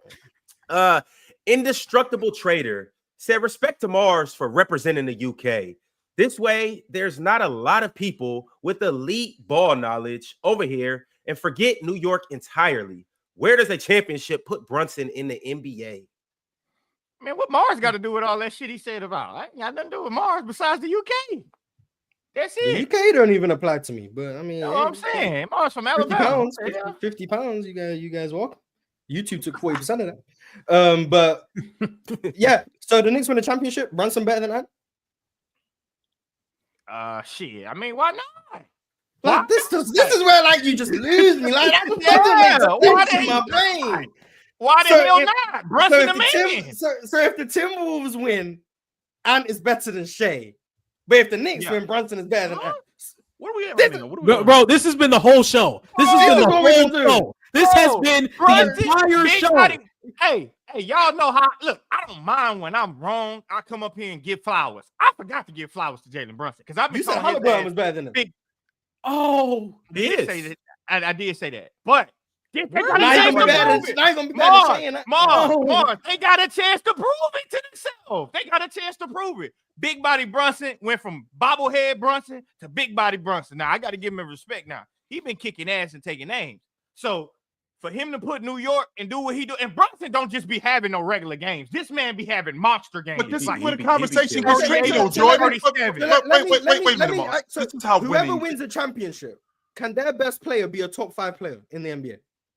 I think so. With these teams that they got now, shit, never mind. Not Halliburton. No, not I'm Halliburton. gonna say, I ain't gonna put I see Halliburton. Halliburton be a Hell no, top hell 5 no, player. No, but he not in the He could be criteria. top 7. You said he's the He best not- guard in the I said He I walked that forgot back, though. Brunson. Yeah, I he said did I walk that forgot back. Brunson. Come on, Mars, don't do that to Wait, us. Hallie, Wait. What I the said I fuck is going on? forgot. Okay, Brunson. okay, That's wait a what I minute, said. wait a minute, Lo. Wait a minute, Lo, because this is how tricky winning gets. Because y'all just brought up Brunson, a certain somebody who I am gonna bring up his name. This dude right over the top of me when we were watching the Knicks and Who's the over the Detroit top? series said to me, "Quote: SGA, Luka, Curry." I said Brunson. Well, maybe we can have a conversation about Cade and Brunson. This dude said that to me. Yeah, you This were dude saying 100% Cade over Brunson. This dude 100% Oh my said that. God. Less than 3 weeks ago. 100% he Big said body, that to me. big So body Now you got to Brunson. see so fast. I said we can have a conversation. No, quote. He just I'm want not having to that hear conversation. somebody Chill. else. This is I Chill. think we this can have a is- conversation. Chill. To the I'm chat. not having that This is conversation. my right whole now. issue with This this is- reaction. Are we having a from Mars. conversation? This is what my I'm I'm whole not having issue. that conversation. How No, does I'm not Brunson neither. go from below Cade to Not above me, and into the Mars, top Mars. 5 territory? I never Mars, put him in a above month. Cade. I just said we can have a Mars, conversation. If I'm not Brunson is having that averaging 30 and they win the championship, and like I said, Brunson have major games. The only reason why I can't put Tyrese Halliburton in that is because we not respecting no bullshit ass 19 or 18. Okay, and so 9. what if he averages like I'm not 24 and respecting. 11? What if he averages like 24-11 conference finals? Nah, I need. No, I'm talking about. It's a criteria that you have from the regular season that transfer over to the playoffs. I'm not finna put your bullshit ass 18 and 9 in the goddamn 18 top and 5 9 is conversation. like a top 50. No, that ain't no, that ain't man. disrespecting. No, I ain't disrespecting nothing. I'm Jordan, just if you saying. get 20, Oh Jordan, if my you get God. 20 and 10 from Tyrese Halliburton on like a 4-to-1 assist to turnover ratio, are you serious right You now? got you're On like you're- 65% true No, shooting, by the way. You're understating. shooting. You're understating. No, Halliburton's listen, y'all. impact No. based on Yes, that. Let me. you are. No. Hell yes, you Let are. me get my point off. I'm talking about regular season. There's a criteria what we stick people in, and it starts in the regular season. Now, when you Okay. get into the playoffs, that criteria carries over. Now, Hallie was on the top 15 player in the regular season. you know, I said what I said. Oh about him. yeah, I yeah, felt yeah, that way yeah, about you him. did. Yeah, so like that's why I'm saying now he proved to me in the playoffs that I was tripping. But still, Brunson, Ant, Shea, who else we missing? You said I guess it's Halliburton. Halliburton is clearly the odd one out on that one. Julius Randle. I like Julius. I was on Julius Randle before, but Halliburton is clearly the odd one out right now. So Ant, How many guys can Brunson, move into the top 10? Okay, bro. We good. Them three. Julius Randle in top 10 combos? No, we're not doing that. He's top 15. He's top 15. He's top 15. Hell no. He's top 15. He's Hell top no. 15. He's top 15. That's not what we Yeah, talking top about. What? They No, were he's pushing top top 15 to 15. 20. They were pushing Yeah. top 15. I was not to 20. pushing. First of all, You I were was not pushing pushing that shit. I watched it. I watched Not it. you ain't see me do that. Yeah. All I'm talking about is them three guards: Brunson, SGA, Ant. Them three. Somebody gonna get their legacy boosted by kicking ass. Halliburton, he can get his shit boosted, but it won't be into that. It won't be into what they is. I don't know if it's because he's slimmer than everybody. I don't know what it is. As of today, I have no idea, today, but he ain't there. As of today, in May of 2025, is Tyrese Halliburton a bona fide top 20 player in the NBA? Yes. That's a fact. Yes. That's a fact. So with that, Yes. so if he wins an NBA championship, does he move into the top 15 solidified? Possibly, yeah. I have no problem with that. I doubt it, but I don't know I have the no, top 15. I have no. I don't know the top 15, but I don't have no So, problem with it. okay, Jordan. Okay, Jordan. Top five, no. I'm gonna. Okay, Jordan. I'm gonna run down some names for you, like I already said before. So Giannis, Joker. Let's see. Giannis, Joker. Nope. SGA, Tatum. Nope. Let's see. Anthony Davis, KD, Nope. James, Nope. Donovan Mitchell. Anthony I had a conversation. I think he's I better had a than Donovan conversation with Mitchell. Donovan Mitchell. Donovan Yeah, Mitchell. no, he's better I than had a Donovan. conversation with him and better than Donovan Mitchell. He's better. I'm not as high on How Donovan is Mitchell better as than Chill him? is. How Chill is is better better than than him? him. How is Tyrese better Tyrese than him? Halliburton is better than Donovan Mitchell. Yes, he is. 100%. That's not something I just thought a week ago. Shit, I I've been telling y'all this. I said I've been the telling Pacers y'all had the this best shit all I'm year not as going high into on that Donovan series. Mitchell as Chiller. I've been telling y'all this shit all year long, man. Hallie greater than Donovan Mitchell. Okay, so let's just say for the sake of argument, all right. Let's just say for the sake of argument, Donovan Mitchell moves down. So then, I think that was 11 guys. Wemby, I said Curry. Right? I said Wemby. I said Curry. That's 12 guys. Let's see. I said Brunson already. That's 13 guys. Let's see. Is he better than Young in Atlanta? He's better. Yeah, he's better than Trae Young. Did you say Wemby? He I just said said Wemby Wemby. already. My only thing with The Wemby, I want to Better put than Wemby Jay- in there. Wait a minute. Wait. Stay right here. Is he better than Jaylen Brown Yes. today? Yes. Yeah. The two names He might that be top 15 right now, based the on what I'm two, hearing. I'm gonna say the two names that we can't use anymore is Embiid and Kawhi. Those are the two that you're probably No, missing. those two guys are out. Who's we? Those two guys are out. I'm Mars. well until Embiid comes back and play. I agree with that. Embiid has to play like 60 some games. Yeah, in the regular season. Embiid, I understand why other people are ranking. I'm gonna still rank him. Yeah. I understand. Did y'all just not see Kawhi? Kawhi just played 2.5 weeks ago. We saw him. We saw Kawhi 2.5 weeks ago. Why is he out? Because he played like Thank you, 30 Morris. games. He played 30 games in the regular season. He played from Yeah, that's January it. That's all the the way to the bullshit. team got eliminated. Man, that's How many- 30 goddamn games. How many games was that then? Yeah, he came back midway through the season. Yeah, sure. Okay, played how like many 33 games? games. I think he played I don't know how 40. many games he played. 37. I don't know how many He games played 37 That's games in the like saying- regular that's like saying We're season. not ranking Jason Do you Tatum. wait? Let me ask the question. I just Do watched you Kawhi play for 5 months, 4 months. okay? Do Like, you That ain't think enough, though. do you think the 37 games he played in the regular season, and let's be honest, all 37 of them were not top 10? Yeah, or he top didn't. 15 He didn't get to that level until until maybe like basically They had that Well, stretch in like like April where he 20, was yeah, like like 25. 20 games. Yes. Yeah, Okay. and then And plus the do you think the 7 games he played in the playoffs was top 10, 15 status? Do I think they were better than Halliburton? Yes. But does he rank top 15? I don't know. Based on what he just did this year, was he a top 15 performer? Maybe not. I don't know. Was the Kawhi I saw better than Halliburton? Yes. You think the basically you saying the 25 games that you saw out of him that could put him in that conversation is not better than that 25 game stretch that Hallie was on too? What 25 post All-Star break Halliburton?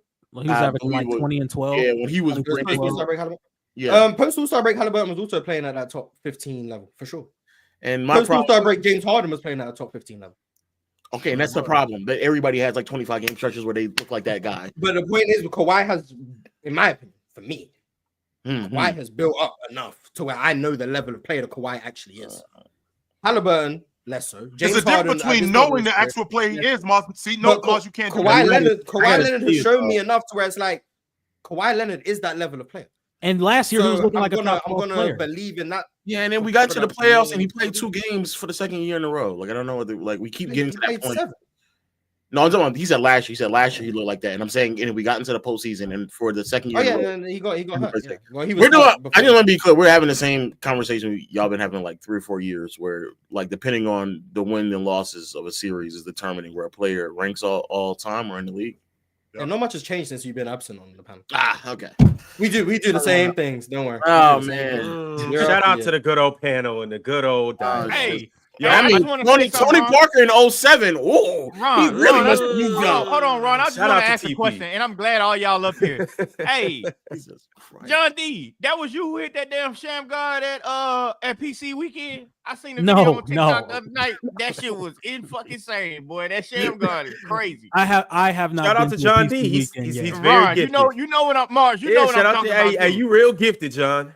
Shout out. You know what I'm talking about. I know John D, the worst hooper on the Hoop Tour podcast. That's all I know. That's crazy. No. That's crazy. Hey, I'm short, but I can get the damn board. I can box out. I can box out. When you have 5-step of pure glass cleaner, that's a problem. I can box out. I can box out with the best. Listen, who the hell was that did that sham guard? He did that shit. I'm assuming it's gifted. That was John D. No, that was not gifted. It was probably I haven't been to a PC weekend. No, I haven't been to one. Oh, well, no, it wasn't gifted. My guy John D is crazy. Why can't it be gifted? No, it's not gifted. I know it's not gifted. Fuck no, it's gifted. I think it could be gifted. No, Mars. I'm telling you, it was like 2023, maybe. Sham guard was. It was like prime gifted years. They were like, do it again. He did it like 4 times in a row. Sounds like something gifted with you. I don't know. I don't know what video you're talking about. You might need to send it to me. Yeah, I don't know. Sounds like either. Sounds like bro, unbelievable. 2023. Y'all was playing like a blindfold game. And somebody was like, if you was to miss, would you hit front of the rim? Or would you airball and hit the side of the back? I must have not been there. I don't know what game you're talking about. And he was like, I would hit front of the rim. I hit front of the rim. And somebody threw him a ball. And he was like, sham guard. And I'm like, y'all can't. Did you have a dream about gifted hooping? No, it was not gifted, bro.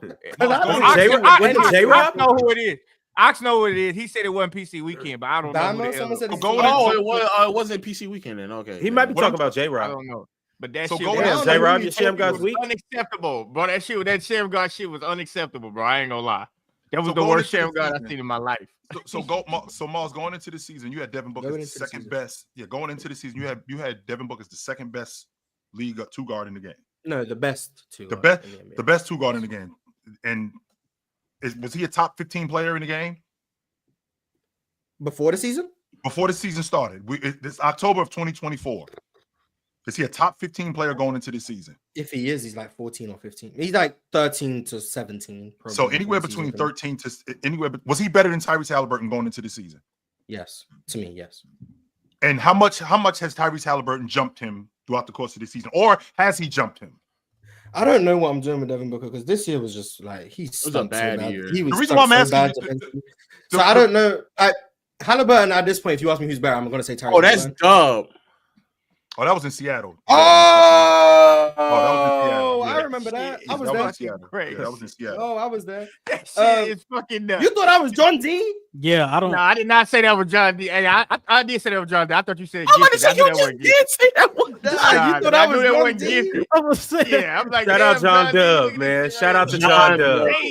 Oh no, that's not Dub.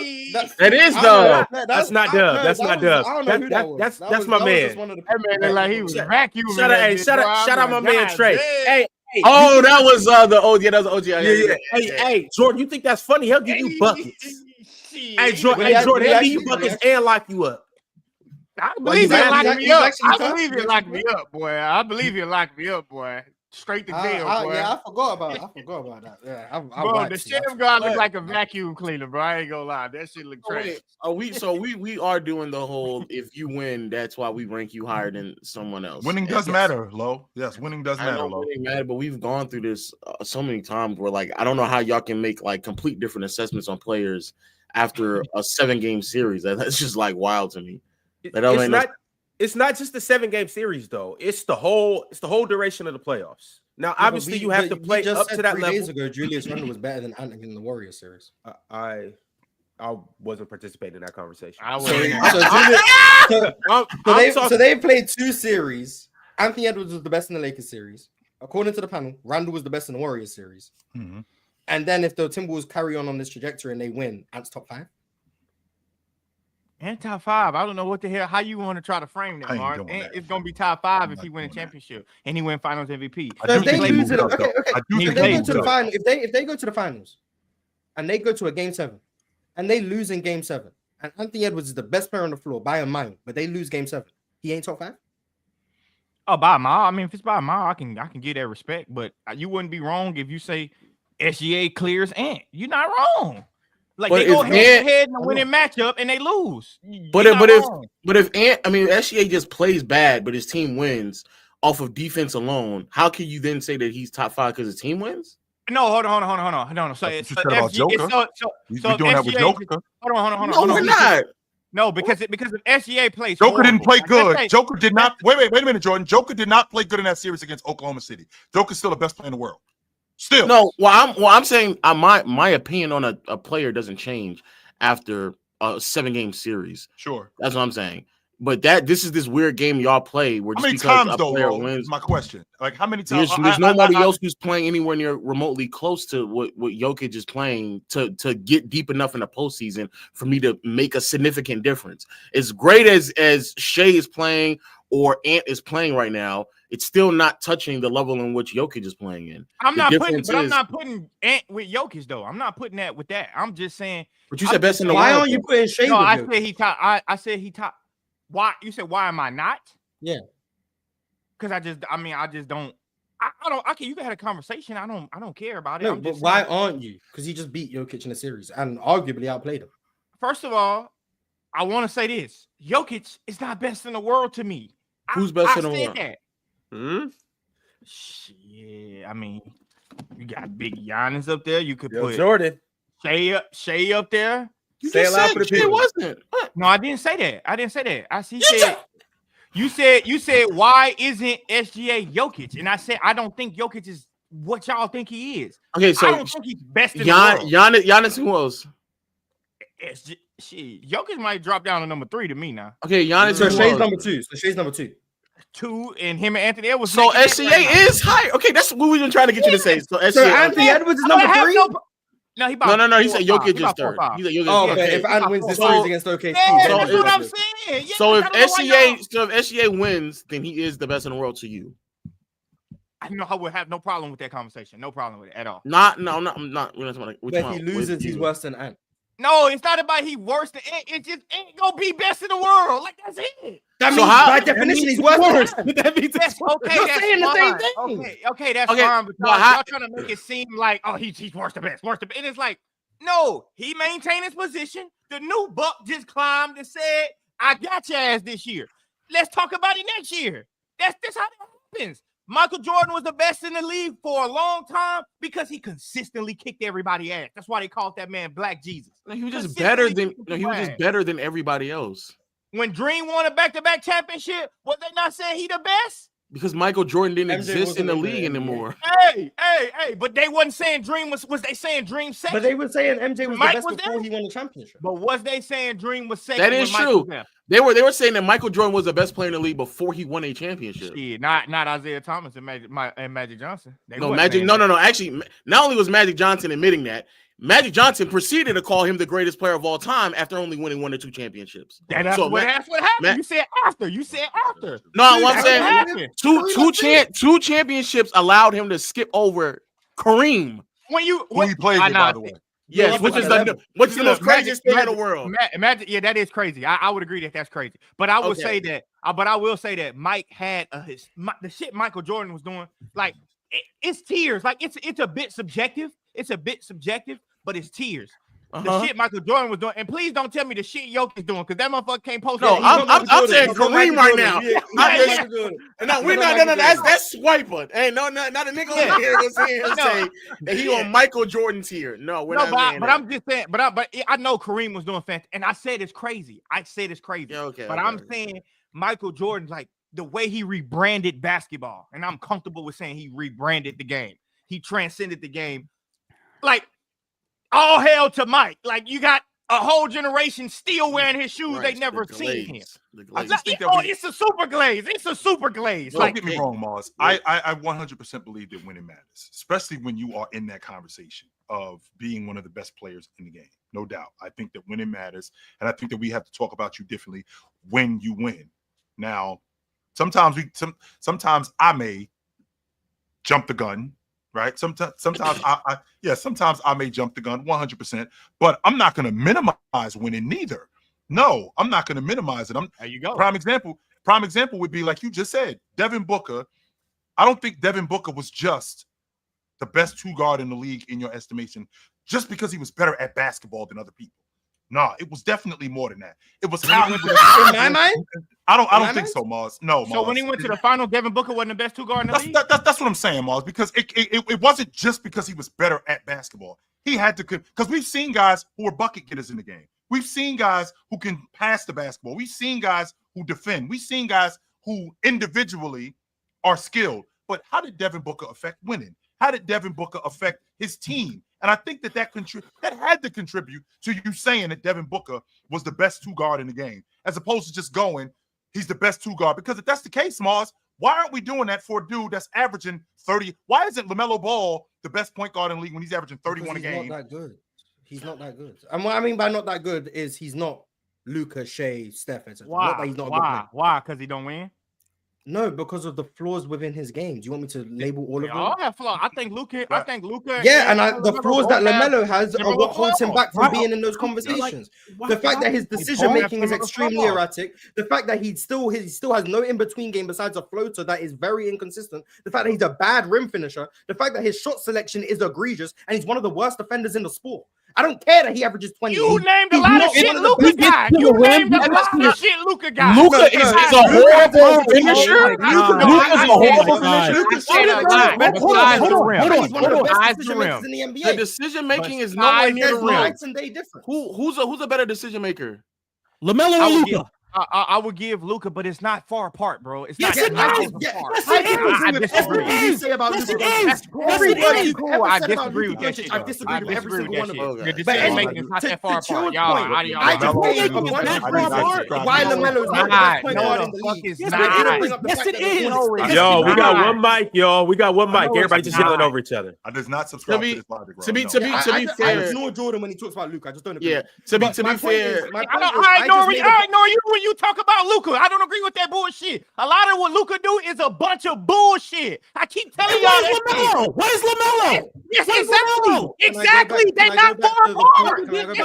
Hell no. Junkie, you a newfound Luka fan because he played for the Lakers. You a newfound Luka fan because he played for the Lakers. Don't give me that bullshit. Now you all on the train. I'm repping my team. Luka, Junkie. Be a fan or not. Bunch of players. So I just want to ask for consistency. So Jordan, last year, where did Luka rank? I thought Luka played well. He played well. I had him I ranked asked in the the top question. 5. I don't know. Top 5?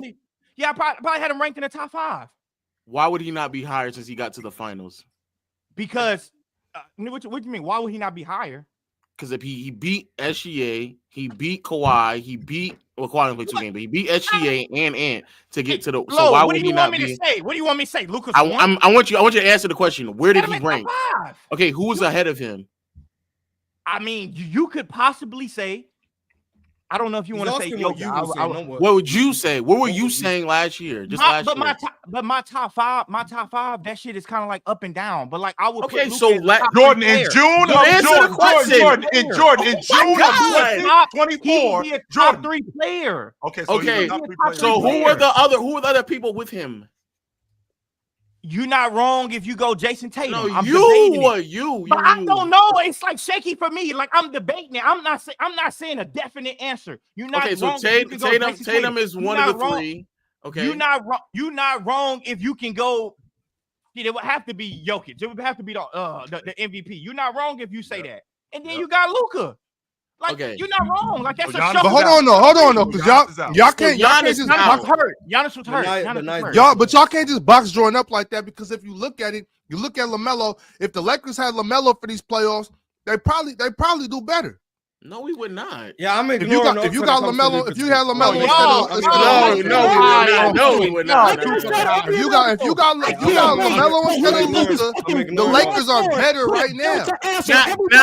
Now, I know. Now, wait. Now, I know who Lakers would are be scared better of if LaMelo they going had to a the certain Clippers. point You guard know, on their John team. D. The You Kings know, would John be D. the Kings would be better if they had Hallie on their team. All right, So I but do know don't- that but as don't- well. John D, your worst nightmare is LaMelo going to the Clippers. That's your worst nightmare. No, it's not. It's You not. would be crying in your motherfucking sleep. You would be crying in your No, not. motherfucking sleep. No, You we would be not. crying No. in your sleep. Oh my God. No. The new LA is the I Clippers. was actually trying The to new have a LA is the conversation. Clippers. Luka. I'm Wait. Okay. To No, you're point not. to Chill's Better in point. shape man in To- LA to- would be to- I was LaMelo. trying to have a conversation. Yeah. with you. To Chill's point with Mars thought that Jokic was the best player in the world before he won a championship. He got eliminated in the first round the year prior. So it's not as I don't if know how you like can think that, it's. Which, by the way, I think it's common sense when we've done that throughout NBA history before. Right. It's not like this is the first time that's ever happened. Sure. Nah, that's weed, bro. Every majority of people thought that Kobe Bryant was the best player in the world when he was getting knocked out in the first round. Well, that's what I'm saying, Lo, because I want you to stay right there. At what point, even so Joker wins the NBA championship in 23. At what point do you feel like Joker is the best player in the world?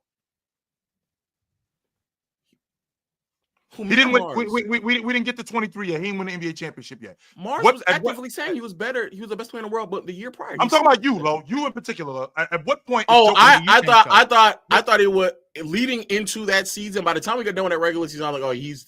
I can see why he's the best in the world because in the years What prior, regular season? What regular season? The 2023. 2023. Okay, so the year they won the got to NBA the championship. Yeah, Yeah, I but would the know playoffs haven't no, started yet. no. The playoffs had not started, Right, and that's I what I'm know I was here debating that with you all while it was happening every single last month. So it's not as if like I was like, oh, let's wait until the. No, I was actively telling you all while it was happening that I think he's the best player in the I world. do remember that conversation. So, Lowe's, I Okay. want you to stay right there. So, in the 22 season, when he also won the league MVP, how did you feel about him then? And in terms of him being the best player, I thought at worst he was like the second best in conversations with him and Giannis. so he wasn't there yet definitively in 22. No. So in 23, before the playoffs started, that's when you were. Is it now when the NBA championship happened? Does that mean that like it was definite, or you already felt like that anyway? I already felt like that, and I And remember the championship didn't matter. No, and I remember coming up here and Mars and I laughing at how ridiculous the conversation was because everybody on the panel at that time was making claims about how great of a passer and playmaker he was after he had beaten the Lakers to get to the finals and the conference finals. And we were laughing because that was, objectively speaking, the worst passing and playmaking series of his career up until that point. But y'all then made the assessment because that's the series that got him to the finals. Y'all then started to say, oh, well, now I can start to see how much of a passer he is. We've had this conversation before, where then I question the idea of like, if you were sitting here making assessments on a player based off of their ability to win in terms of their skill set, well, how great of a passer or playmaker can he be if it never led him to a championship or never led him to the finals? Then that's when that, in all honesty, that's where the discussions of John Stockton as a player persist from, because of this logic of you have to win or you have to get so far into the playoffs to consider XYZ player as a skill set or as an individual. Then none of us will sit here and say that John Stockton never became a great passer until 97 or 98, or that Reggie Miller was not a great three-point shooter until 2001, or Ray Allen wasn't a great three-point shooter until 2008, or that Chris Paul wasn't one of the greatest point guards until 2000 or 2021 or 20, whatever that year was.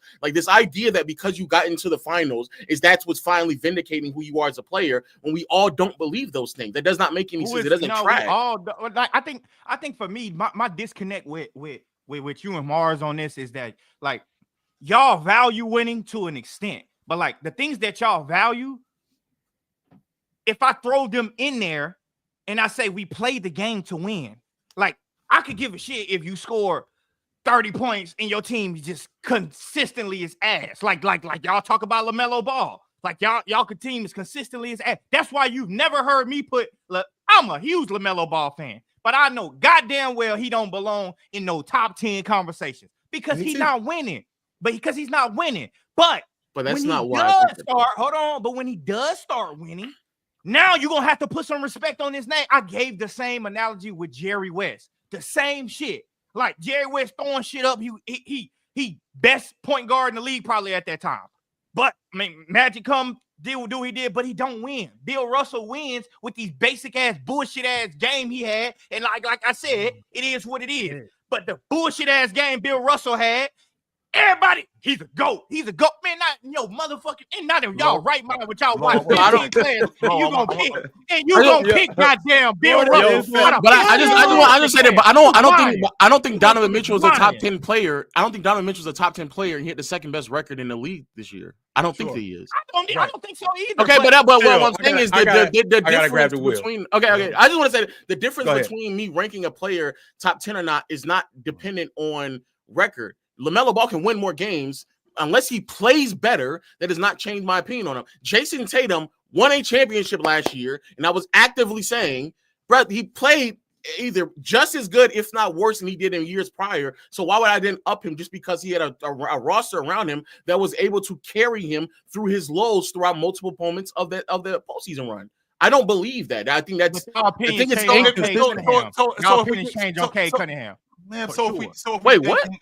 People opinions change on Cade Cunningham. That's Penn. We were all trying to tell Penn that Cade was better than Scotty. That's not me. No, but I didn't say that. Scotty. Is Cade a top 5 point guard right now? No, I don't think so. No, I think his flaws as a passer is a little bit too much. Stop making that face. He's not. He's not better than Halliburton. But Cade who still got better than from where he was last year. I mean, he's still young. He's knocking on that door. He knocking on that door. But the problem. That's all I know. There's just other things wrong with LaMelo. Like I think the decision making is bad. The shooting is inconsistent.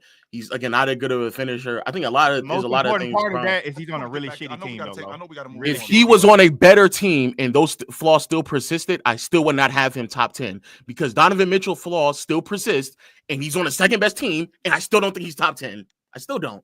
I got you. Part of the reason why I don't got Donovan Mitchell as top 10 is the winning factor. This motherfucker went to 2 different conferences and can't get to a conference final. Like that's part of the reason why. That's part of the reason why I have Halliburton's in the conference finals right now, and I don't have him top 10. Like that fire, Bill. Not only that, Kevin Durant just missed the playoffs, and I promise you, I think he's better than Tyrese Halliburton. Thank you. When did the conference finals become the standard?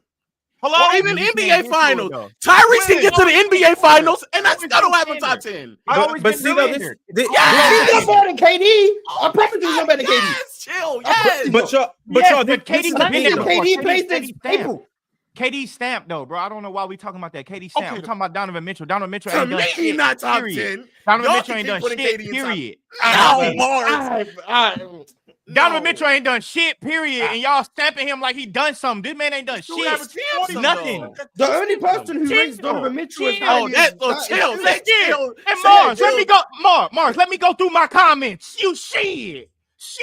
Donovan Mitchell, this man that went through 2 different teams, got to a weaker conference. Well, I don't know if it's weaker. Nah, it's weaker. Got to a weaker conference and still can't get there. I got a question. I'm glad you brought that up, Lo. I'm glad. So, Lo, I got a question. So, Lo, does Damian Lillard get into the conference final hold more weight than Donovan Mitchell not getting there, even though he sucked in Game 7 of the semifinals? Does that hold and got smoked in the conference final? No. So why are we doing this, Jordan? Better than Donovan Mitchell. Dame is better. Why are we doing it? So just say that then. So it can't be about. The conference finals. Say he's better than him. He got to the conference finals. If he's better than him, if you think he's better than him, you could give me legit logic that he's better than him. Okay, I can deal with that. Chill. Donovan Mitchell hasn't got to a conference final.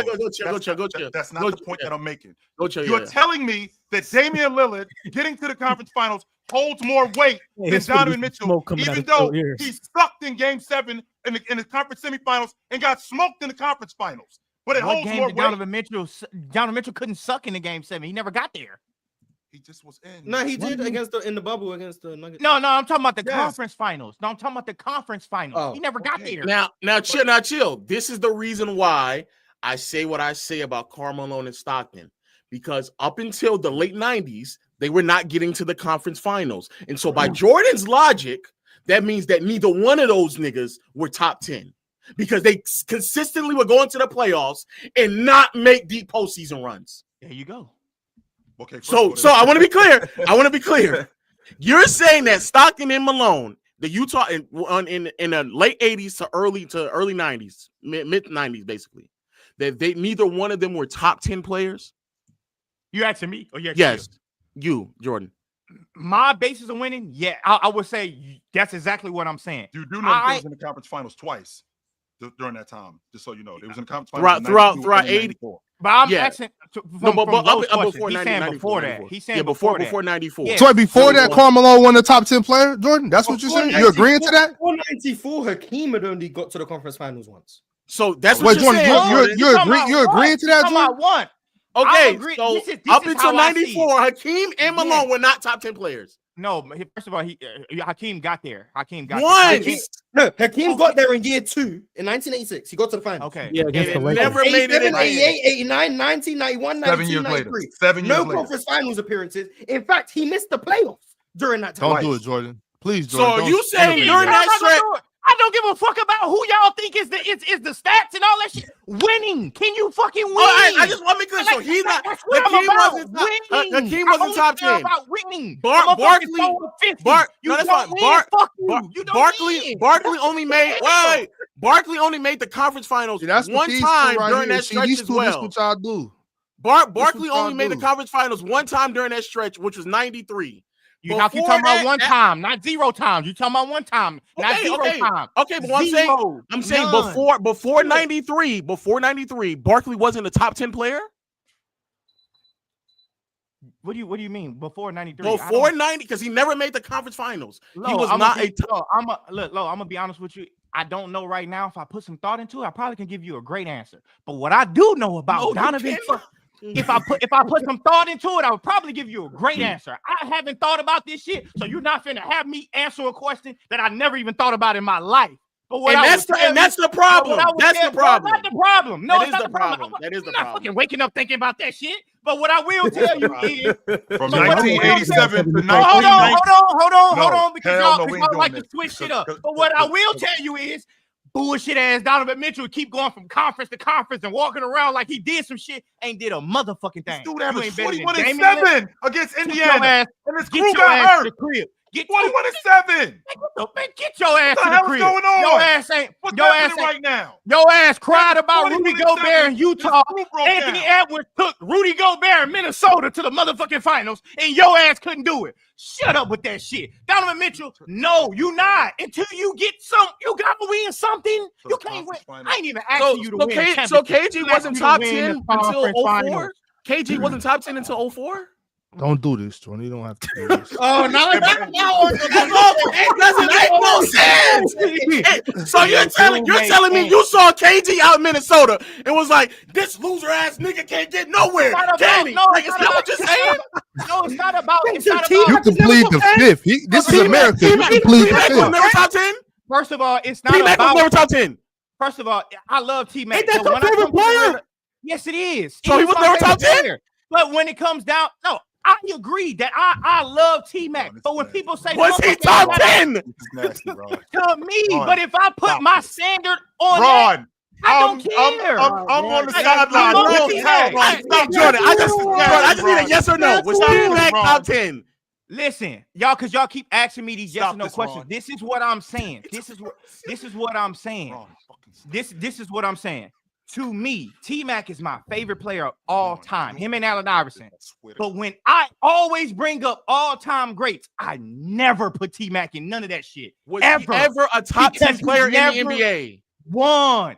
Was he ever a top 10 player? Top 10 regular season. Top 10 regular season. Now it's regular season. Fucking ended. His ass was going home first round. I was a Rockets fan. I was crying like a little girl because this man couldn't get over the hump. So Chris Paul was never a top. So Chris Paul was never a top 10 player until 2021.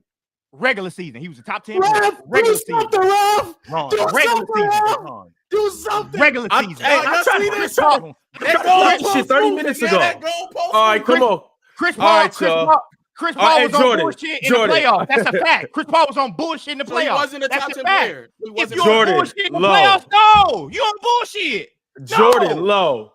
We about to move into the conference finals on the East side, y'all. Let's talk about the Knicks and the Pacers. I want to hear everybody's prediction, and I want to hear who you got and who you think will be the best player in the series. Before we do that, y'all already know the drill. Like the video, turn on your notification bells, subscribe if you haven't, and become a Hall of Fame member like Vale, Teddy Hart, Jason Grills, Worldwide Mace TV, Minor, Cheese, and Multi-Kenny. Shout out to them. But let's get into it, y'all. Big Ox, we ain't heard from you in a minute. Knicks, Pacers, talk to us. How you feeling? Well, I've already said this multiple times on multiple streams, multiple different days. It's Knicks in 6 at the most. This could easily be Knicks in 5, but I'm pretty sure it's gonna be Knicks in 6. Indian 5. Right. All that's I don't think Indiana's as good as y'all think they are. We already talked about this. Y'all know my point of view on it. I don't think the Knicks will have too much trouble with them. Okay. And I got the how you right quick, John, and how you think they're gonna win this series? What you mean? Like what are they gonna do? I'm not sure exactly how they're gonna run it, but Jalen Brunson's gonna have a big series. I think Cat is also gonna have a big series, and we got in New York, they got the best wing defending combo in the NBA. So between Mikal Bridges and OG Anunoby, they shutting that shit down with all the running, the pace that y'all talking about. That's not gonna do nothing for them. They're too big, they're too strong. I don't got Indiana, bro. I don't think Tyrese ready for that. Right. They're not supposed to even be here right now, right? And y'all did this last year. Y'all said the same thing last year. And they weren't supposed to be there last year. I mean, this how basketball works. You play who's in front of you. You know what I'm saying? So it's not like I'm not saying they don't deserve it. And you beat the hell out of who's in front of you too. Yeah, you do that. I'm not saying they don't deserve it, Ron. I'm just saying like we can all see what's happening. We don't have to pretend like we don't see what's happening just to make it seem like we're being fair. Like what happened. Okay, they're playing hurt teams. They always play hurt teams. That's the only way they get this far. They're not really a conference championship level basketball team. Damn, you really salty because they traded Hallie, huh? You real salty, huh? Oh, I wanted to see De'Aaron. I'm salty we traded De'Aaron. I just want to know. I'm happy we traded Halliburton because we got DeMontis. Ox, why do you say that they wasn't supposed to be there? That's what I want to know. Why they not supposed to be there? Because they beat the bum ass Cavs from Donovan Mitchell. Oh my God. See, Jordan, this thing you got with Donovan Mitchell, I don't know what it's about. I don't really care what it's about. This thing y'all got with him is crazy. No, it's not me. It's not me, Jordan. I sat there listening to you. I sat there listening to you spew that shit. I don't got nothing to say about that. I don't even care where that's coming from. That's Jordan on some bullshit. But you see, it's another Jordan. Three of their starters. No, not three. Two of their starters in DeAndre Hunter. High minute men were out. Like they were hurt. Even they eventually came back, but they were hurt. They missed the whole. Come on, bro. Like.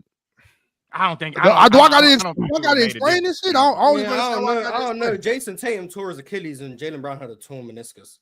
And Kristaps Porzingis has Magic Johnson syndrome. So, that's crazy. What kind of point are you making? That who Knicks there on a technicality too? Who'd you say, Morris? Who always hurt? Their best player. Jaylen Brown, torn meniscus. Two best players. Yeah. Jason Tatum, torn Achilles. Kristaps Porzingis. The series was over. Don't even bring up Jason Tatum. Jaylen Brown went into the series with a torn meniscus. The series was over. Jaylen Brown went into the series. The series was over. Jaylen Brown played every single game. And played it with a torn Jaylen Brown played every single game. And Evan Mobley. Jaylen Brown played every. And Sam Hauser. Remember, Penn brought up Sam Hauser. I don't care about Sam Hauser. I don't care about Sam Hauser. Nah, Penn brought him up, so it's valid. So Evan Mobley and Garland missed one game. That's more than Jaylen Brown. Hunter only missed one game with Mobley. Yeah, Mobley and Hunter missed one game. Garland missed 2. It was 1-1. That's a lot. That's a lot more games than Jaylen Brown missed. It was 2-0 because the Cavs blew that lead. And then they come back and then they still lose the rest of the series. That's a lot more games than Jaylen Brown missed. Yeah, Jaylen Brown just played on a torn meniscus. That's a lot more games than Jaylen Brown missed. More. The series was over. When Jason Tatum, you can come back 3-1. Mars, you're not finna troll me and playing with you. I'm, I ain't you know what I'm trolling saying? Like, anything. If you're you not gonna gonna say troll me Indiana to on play a with real you. conference Jordan finals be team, falling for they that had shit, but I'm injuries. not doing this No, with you. no one's trolling. No one's trolling. If you're Okay, gonna say well, maybe you're not. if Maybe you're you're not. gonna say Okay. Indiana aren't a real conference finals team because they benefited from injuries, and then all of a sudden Jaylen Brown having a Not only that, I don't think that, and that was no, Mars. That was just one of my points. That was just one of my points. You're not finna tell me what I'm saying. That was just one of my points. The other thing, I just think the Knicks are better than them anyway. And that's I don't. Point. That's it. On top of the fact that I don't think what I'm saying more is I don't think they're a conference championship caliber team regardless. Okay, I'm saying I think they got there because they played 2 years in a row, but they're not that level. Yeah, okay, Mars, I understand it, and I don't think they were a conference championship caliber team last year either. Now they made it there, yeah, but I don't think they're that caliber of team. I think they got there based on playing injured teams, which is just part of the game. There's teams that got championships because of that shit. I'm not trying to go to their arena and give me the Larry O'Brien championship trophy. You don't deserve it because that player was hurt. I'm not saying that. I'm just saying I don't think they're that level of team. I don't think they're better than the Knicks. On top of that, they've been playing some weak teams. It's more than one thing. Ignoring the Knicks injury luck and then saying that the Pacers aren't that level of team and bringing up their injury luck. Okay, Mars. Well, let me say that then, Mars. Let me say that the Knicks have played some injured teams, but I still think they're a conference championship level team. Okay, there we go. We good now? Yes, we are good. All right. What is the conference? Who's supposed to be up there with the Pacers then? I mean, who's supposed to be up there with the Knicks then, if not the Pacers? Who's supposed to be up there? Cleveland. Why Cleveland? You got a guy who proven he ain't never been Jordan, there. I'm not gonna do this with you, bro. I'm not gonna do this with you in this Donovan Mitchell thing. I know you trying to get this Donovan Mitchell shit off so bad, bro. I'm not gonna help you with it. I'm not gonna be complicit. Ox, not only do I want to get it off, I want y'all to get off that shit too. I want y'all to get off that shit. So if we do it, to Lowe's point, Kevin Garnett wasn't that dude. Oh, hold on. I'm glad you brought that up because I just thought about my rebuttal. I fucked up on my last rebuttal. Okay. Come on. Like, we got these back. I'm back. No, let him say it. Let him say it. I new rebuttal. I want him to say it. I want him to say it. Say it. No! Let him say it. Let him say it. Before he says this, I just want to let y'all know. No. You know what? Let me stop stalling. Go ahead. Let him say it. Hey, I'm back because Lowe tried to put me in the corner, and you know my mind like to think when you give me time. I always say when you give me time, I like to think. Number one, not only is Donovan Mitchell not no motherfucking teammate or goddamn Kevin Garnett, so don't ever bring that shit, or Charles Barkley. This man Donovan Mitchell never led the league in shit.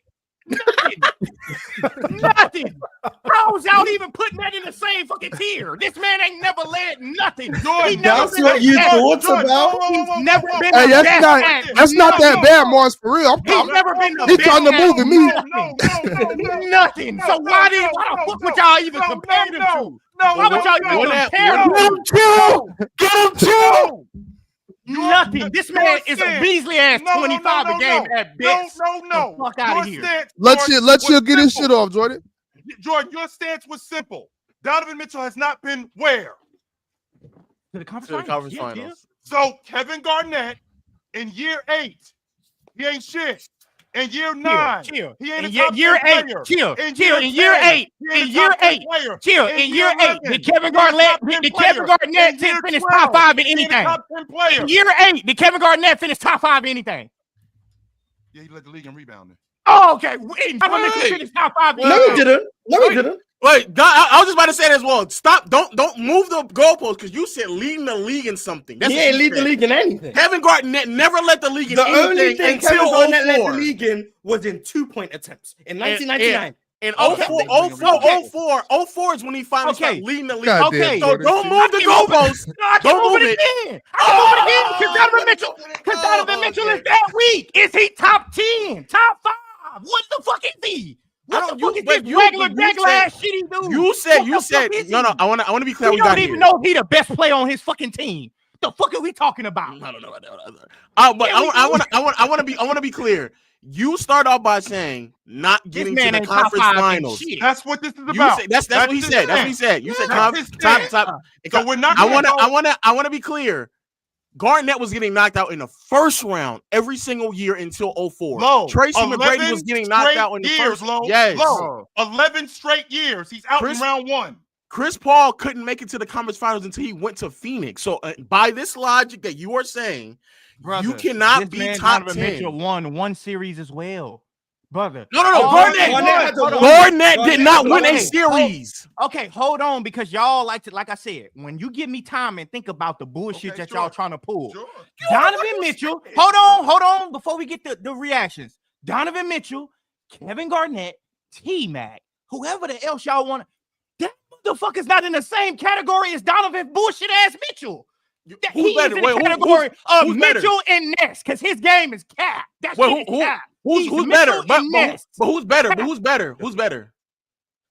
KG, T-Mac, all of them guys. Okay, so wouldn't that mean that you Donovan should hold Mitchell them? Wouldn't that mean that you should hold the better? Wouldn't that mean that you should hold them to a higher standard than Donovan Mitchell? Yes, I do. No, you to a certain extent. Yes. Oh, okay. But also, that still says Donovan Mitchell shouldn't even be in that fucking standard. Take him out of this motherfucker. And that should be further proof that if players of higher caliber have a hard time getting to the conference finals, such as a KG, such as a Barkley, such as a Chris Paul, such as a McGrady.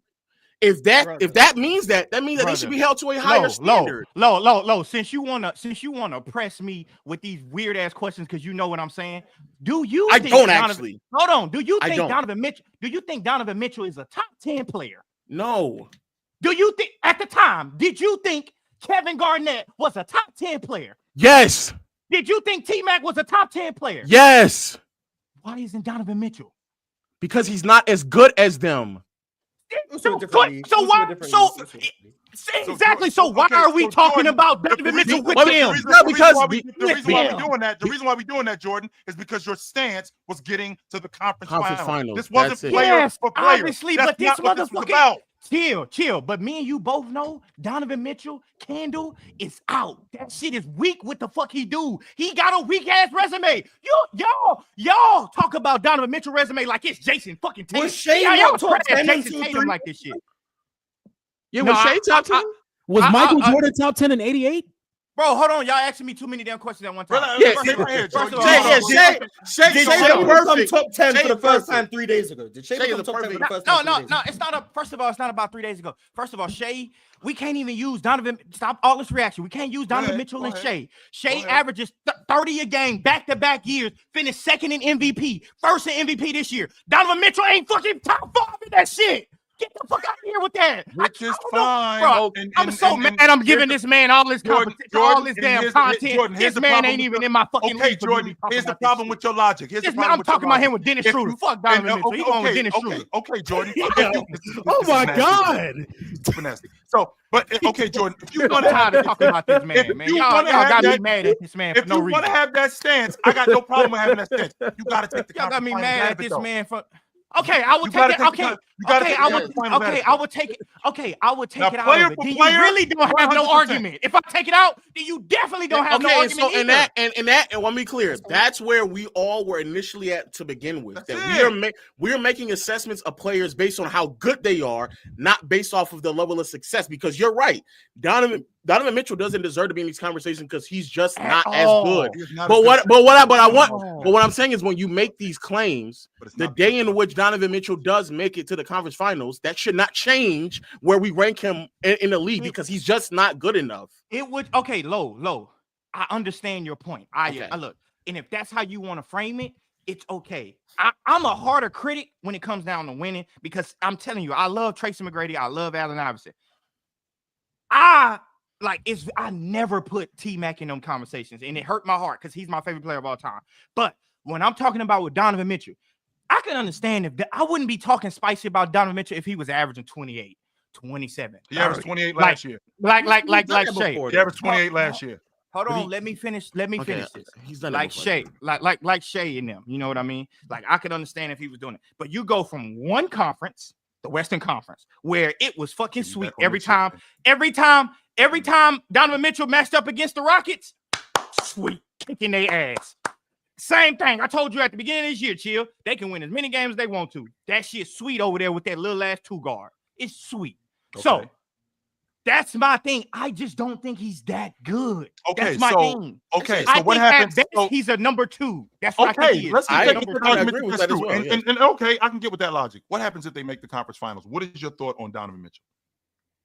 If he make it to the conference finals and he's the best player and he doing, if he has No, we already established that he's the number 2. Chill, I'm about to answer. No, hold on. I'm about to. You just what the fuck you asking me the question for? You've What you already asked me the question established for? Chill. Then why did you ask me the question? So if I'm gonna answer the question, I'm sorry. if he keep going. get I there apologize. doing what he's supposed to do, I will change my mind about him just like I did Halliburton. I have no problem You doing did that. not. You said he's still top 15. You didn't say Hallie was top 10. No, you did not. You didn't say it. I did because I didn't even have Hallie top 15. I didn't even. So, have but Hallie so he top 10 15. now because he done made it twice. I said it as a man. I was a man. I So made up and Hallie's said, top 10. Yes, Yo, sir. I do want to Ron, say this, though. stop, Ron. Hey, Stop, Ron. no, this is what I do want to say because I think we're being harsh on Donovan Mitchell. Shit. Like, let's not act like We in being- that no, not series we, Donovan he Mitchell. is. Let's You know how not I act feel like about him. let's not act like in that series Donovan Mitchell wasn't the best player. He Let's was. not act like in that series Donovan Mitchell didn't average 34. Let's not act like They got what beat was by it the series 40 a before he had a couple 48-point game? They Something got like beat by 40 a couple Yeah, times. like Donovan Mitchell was going crazy this whole playoffs. This is back-to-back playoffs. Donovan Mitchell has averaged damn near 30. 29 Ron, they points. got beat by 40 a couple times though. Okay, see them beat some niggas by 40. Jokic got beat by 40. Hey, yeah, and I dropped his ass lower. That's what happened. I wanna. So This shit is the same. so this top 10, your top 10 consists of Halliburton, Shea, Yeah. and Jokic, Giannis. Yeah. Okay. Put Fluka in there too. I just be Luke, fucking with y'all. Luke, but all put right, Fluka in all there. right, Luke in there. Is LeBron? You see how you know who that is? Yo, Jordan, you Is trying LeBron to still in there? You trying to take 5 minutes to just come up with your top 10? No. We're Let almost, us we're hear it. almost done. It's almost only 4 more names. Is LeBron still in there? Shit, I don't He know, was just man. in the conference. All right, he said no. He said Put him in there. don't Put him in know. there. Put him in there. Put him in there. Put him in there. Put him in there low. Put him in there low. Is Steph in there? You know how I be talking about Steph now. I got He was Steph just in the peeking out. conference championship 3 years ago. Yeah, I had him. That's a lot. I had him 3 years ago. Chill. I had him in So- that motherfucker. Yeah. So is But Steph in there? shit. Nah, man. Oh, Jimmy Steph had not to in there. come save him. Is Jimmy had to Tatum- come is save him. Is Tatum in there? Is Tatum in there? Yeah. I got Tatum. All right, now. Tatum's in there. Is Brunson in there? As bad as I didn't want to, I was bobblehead Brunson. He ain't there now. Fuck it. He ain't Hold on, though, Jordan. in there. What about the Finals MVP? No, Jaylen Jaylen Brown. Brown ain't that shit for me, bro. No. Man, he a Nah, winner though. that's a I trap. thought you stood on. I thought you stood on winning. Trevor I thought Reeves you was a stood winner on too. I winning. like Trevor Reeves. Trevor Reeves was a winner too. I like Trevor Reeves, but shit, he ain't in there. Okay, we doing that. But go ahead. You at 9, low. We had 9. We You had one 9. more. So who is their last player? 'Cause Anthony Davis. Is Anthony Davis in there? No, it's Cat. It's Cat. It ain't Cat.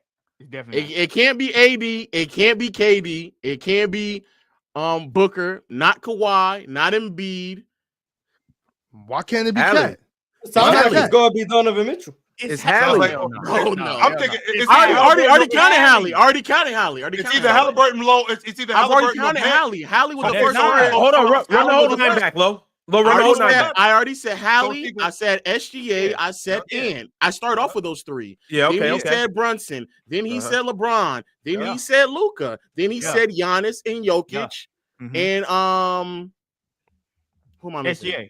SGA. You said SGA? I already said Shea. So then I that don't know, means- but you know what? Though? You know what? so Though? that leaves- Put Curry in there. Tatum's Fuck it, you the can one put Curry you in there. said Tatum. Tatum. Low, Wait, no, low. Tatum was the 9. That didn't make Okay, sense. put Curry in there. Put Curry in. I'm at 10. So when Yo, Wemby Cat got two back-to-back conference championships. Cat does have 2 back-to-back. yes, back to back, But two- and Cat was playing excellent. And he at was it. balling all season, Yeah. and he was balling this He was season. playing ass Two last different year, though, but conferences. He was not playing ass. leading No, into the Jordan. conference See, finals. Jordan, you talking about because of that voice change video from the other day. That's what this is about. This ain't about basketball. I will admit that definitely influenced a little bit of my judgment because you're not gonna have 4 See? different things. You fake like you See? fake. So, but also, See? listen. I'm on that low. It's my top 10 out there. It can change next year though. I have no problem. No, I get it. I have no problem with it changing next year. I've done the same. I do this shit all the time, brother.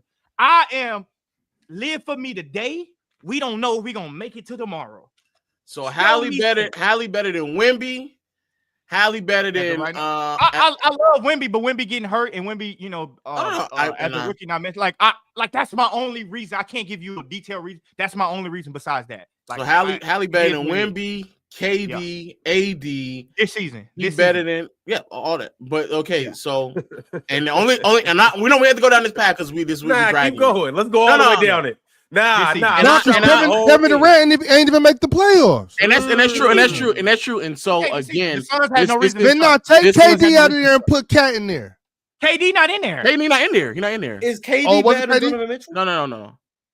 Oh, I thought you said KD. My bad. I would like to say Mars. I would like to say he is, but for my standards this season, the Suns had no reason to miss the playoffs. So Donovan Mitchell's better than Kevin Durant.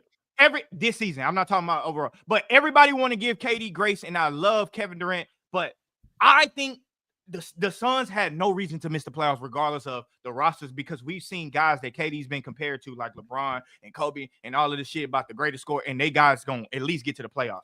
Now, some years Kobe didn't, but it's a lot of years he got there and won. So that's my only thing. Like I feel like the Suns should have made the playoffs, regardless of what y'all want to say. KD got negative carryability.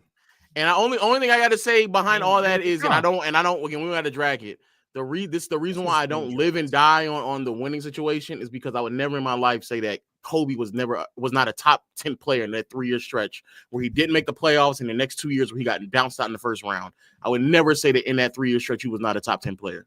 I understand that. I would never in my life said that he wasn't a top 1 player during that time. Hey, listen. I understand that. Lo, hold on, because I understand what Lo's saying. And to a point, I personally would like to have a heartfelt message to say I agree with that. But if anybody want to argue that, argue that they in their right mind to say that, because sometimes it's like people compare Kobe to Mike. People compare Kobe to Mike. When I go back and I watch a lot of Kobe games and I do this, you catch me at 10 o'clock at night watching a lot of Kobe games. Kobe had a lot of sloppy parts to his game, like a lot of it. And that's why to me, him and Mike is not the same. But like, what? I understand that Kobe definitely has some sloppy parts. Where was Kobe? Where was Kobe sloppy? Kobe's shot selection was a bit egregious at a lot of times. A bit egregious. That's not sloppy though. Yeah, it is sloppy. If I take because what's bad shot selection and some people ain't bad shot selection for other people. No. But that doesn't. I seen your tweet about shot quality. But that doesn't negate. Him not living up to Michael Jordan standards does not then seem that he's not a top 10 player in the NBA at that point. That's the only thing I'm saying. No, I'm agreeing with you. I'm saying, but if somebody wanted to argue that because we do play basketball to win, like I feel like the fundamental part of playing basketball where the game was created to win. So I feel like, yes, you can say I like not missing the playoffs. That's almost unacceptable. I mean, missing the playoffs is unacceptable to me. It is. It's just unacceptable. So if you want to be that dude and you miss the playoffs, I understand. You want to get your rocks off. You got till next year to do it. Because if you just let's keep it going. Let's say you missed the playoffs for 8 straight years, but you led the league in scoring. Like, nobody respecting that shit, bro. Like, it's like, all right, bro, you're going to lead the league in scoring, but we're going to beat your ass. So, to me, that's what it is. If somebody want to say that, I'm okay with that. If we're doing that, Lo, then we also have to do it from the other end of the spectrum, too. What I mean when I say that is, if we're saying that winning, if we're saying that losing matters, I mean, just so we clear, Bam Adebayo made the All-Star team last year and the year before that. Bam Adebayo, not only did he make the All-Star team, he was an all-league defender. That he was in the conference championship 3 times in the last 5 years. Chill. Where are we going with this again? So once again, so is he saying is Bam? Were you ranking Bam higher? I don't get where we're going with this though. If he made it to the in the league, is he a top 10 player? Andre, I can say that about Andre Iguodala when he was winning championship. But Andre Iguodala wasn't making All-Stars. That's a Finals MVP. But Iguodala wasn't All-Stars, All NBA, All Defensive. He wasn't making those things. He wasn't doing that. He wasn't. Like Bam is doing that. I'm not saying this is a very sketchy path to go down. It's a slippery slope. It's a ridiculously slippery slope. No, it's not a ridiculous slope. It's ridiculous. You're gonna bring up Bam Adebayo in this. That's ridiculous. That's Knicks fans are gonna hate the fact that we still aren't talking about that series. Because it's shout out to the Knicks, man. Why bring up Bam Adebayo? Put the butters on. Look this man in his face and tell me he wasn't top 10 in 06.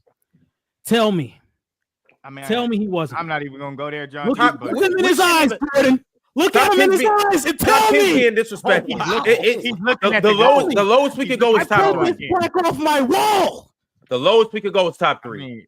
Nobody thinks that. And I say the same thing about McGrady because I have a hard time finding 10 names better than McGrady just because he got knocked out in the first round. And same thing with KD. That's a big ass blemish, though, bro. That's a huge. I'm not saying it's not a blemish, but I also believe that it's a team sport. And if you're not a team that's good enough to get it past the Phoenix Suns or all those other teams that KG was matching up in the first round, or the Pistons, where you're just, you know what I'm saying, like that, like it's a team sport. Like you need a team to beat these teams. But why did they cry though when they win? Like, why did Kevin Garnett cry like that when he did? Like, you know, Kevin Garnett was crying. He was happy to win. No, but hold on, he was crying when he did that interview when he was like, "Bro, I could do all this shit, but if I don't win, yeah, he was like, I could do all this shit, but if I don't win, what am I doing?" No one's not saying that winning doesn't matter. I'm not saying that winning doesn't matter. I'm just saying winning shouldn't be the end all be all to determining how great a player is. That's all I'm saying. You shouldn't have an opinion on a player and then 2 games transpire and then everything just changes. Low, it's unfair, but life isn't fair, brother. So I understand what you're saying. So it's being that doesn't make any sense. That doesn't make any sense. So when it matters, then you got to. So when it matters, you got to talk about. So when it matters, you got to talk about Bill Russell more. Get off that bullshit about his game being basic. As a fact. Get off that bullshit about his game being basic. I'm not trying to hear that. So Bill Russell top 10 all time, right? I'm not trying to hear that, Jordan. Top 1? What are you talking about? Hold on. Really? Listen. Y'all want to twist what I'm. Y'all want to twist what I'm saying around. I'm not twisting what you're saying. I said Bill Russell was in those conversations. I gave you that shit. He's number 1, right? He's top of that conversation. He's number 1, right? Some people. No, for you. For you. No. He's number 1. I didn't say winning 9, 10, 13 championships. That's not what I said. I didn't say winning 11. Like, get the number right. Yeah, get the number right. Okay, but Low, you pressing on that. I didn't 11 and 13 years. I didn't say that. I'm just saying to miss the playoff. By the way. All I'm saying is to miss the playoffs. He got hurt. Y'all on bullshit, but to miss the playoffs, not make it to the conference finals. Bill Russell never did that. Okay, but I'm not even going down there. Coach the team to 2 championships. Coach the team. Hold on. Let me get my. So he number 1, right? He number 1, right? No, because he really got 2 rings in those years because he was a player and a coach. So 60 and 69, that's really 4 rings. Brother, that's not what I'm saying. 13, me, Jordan, the Drench man, is not saying that. What I am saying. The Drench man. It's not what I call myself, is what they call me. We got to get that right now, low down. Who call you? Hey, man, I ain't got to explain nothing. Vaughn, you call this man Drench man? Drench man, yes, sir. And Jordan's reputation precedes him. Jordan is clean. Come on, we don't. What are we talking about? Right now? Hey, keep going, Sir Drench. Sir Drench, keep going. But you know what? But you know what though? This is what I'm saying. If you can't make it's like a motherfucker in high school, putting up all these points, but y'all can't win a district title. Give a fuck about a district title. Y'all ain't won a district title. Y'all don't win. You don't make the playoffs. Yeah, you good. Get out of here, bro. Every time we beat you, we're gonna beat Jordan, but that doesn't take away from how good a player is. I still think he's great though. Because I didn't say that though. But here's what I'm saying though, because we're going back and forth on 2 extremes. We all know that it is a happy medium. Thank you. Winning helps boost your legacy a lot. But you got to be one of them ones, too. Kevin Garnett, regardless of how long it took him to win, he was one of them ones through and through. Tracy McGrady was one of them ones through and through. And let's say a Boston situation would have happened to him. Let's say, God forbid, Tracy McGrady would have just went to the Pistons. He did. He went to the Spurs, and they still lost. That was afterwards. Why is that? Let's say in 04, let's say in 04 he went to the Pistons. Tracy McGrady. We will be talking about him completely different. Or we would be talking about the Pistons different. Medium. Or we would be talking about the Pistons. We would be talking about both of them different. Or the Pistons could have lost with team. There you go. Right. I don't get why. There you go. What are y'all talking about? Yeah, These hypotheticals can go anyway. Karl Malone went to the Lakers. They lost. He was 40, Jordan. Shit, such a nasty. So nasty. Hey, y'all see how Knicks cans they throwing full bags of garbage at niggas. So we might want to talk about their team. Shout out to the Knicks. I actually do think the Knicks can win this series. I have the Knicks in 6. I think that they have a little bit more versatility when they decide to use it. I don't like at times how they're too Brunson dependent. I don't like that at all, but it's gotten them this far, so they're going to rock it out until they end up losing in the NBA Finals when they make it a matchup with the Thunder. So I think that's going to be their demise eventually. But I do, however, think that if Howley can get things going, because what he does and that rest of the Indiana Pacers do team really, really well is that they shift the defense a lot. So there's always quality offense out there, and I do fear what Towns is going to look like defending in that type of a space, because that's going to be very interesting. I also don't know. Unplayable. I don't think he's going to be unplayable. I want y'all to keep the same energy as everybody. Unplayable, but now Cat gonna be unplayable. No, y'all said y'all convinced me. Y'all convinced me that Brook Lopez was unplayable. You guys have convinced me that a lot of other cities that came on their feet. Swiping damn near tried to convince me that Giannis was unplayable. So if that's the case, let's keep the same energy with Cat. If you can't move around on defense, if you can't guard your shadow, how are you gonna play in the series, Cat? Cat's offensive value will make up for a lot of the. That's why he'll play, because of what he brings on offense. But defensively, I'm not saying it's that. Gonna be problematic. Defensively, it's gonna be problematic. Defense, I think, is gonna be really, really problematic, and I think this is probably the series where it is going to hurt them the most defensively. However, no, not to the Pacers fans or Knicks fans. I don't really think this series matters as much. I think I think OKC is the best team that's still standing, and if they beat the Thunder, if they beat the Timberwolves, I think that they'll pretty comfortably walk into a NBA Finals. I got the Pacers winning this. Hold up right quick, Jordan. Go ahead, John. I got the Pacers winning this in 6 games. I think when I look at playoff series, I take a look at what team can better attack the other's weaknesses. And when I look at how the Pacers play and how they play in open style of basketball, with everybody being able to dribble, penetrate, pass, play, make, shoot, it's going to be very difficult for Karl Anthony Towns, in my opinion, and Jalen Brunson to make the proper rotations and play in space to the level that they would need to. I mean, Tyrese Halliburton this season as this playoff run as a scorer has made a lot of improvements when you look at him playing against Jared Allen in isolation and how good he's been in the clutch. And it's going to be really hard for Karl Anthony Towns to navigate those pick and roll looks, because Tyrese Halliburton makes the right decision out of every pick and roll look, whether you play drop, whether you hedge, whether you blitz. I think Tyrese Halliburton generates the right look every single time. And I think this is about Miles Turner as well. If Miles Turner is popping and making those shots, I think that takes away Karl Anthony Towns' position of being around the rim.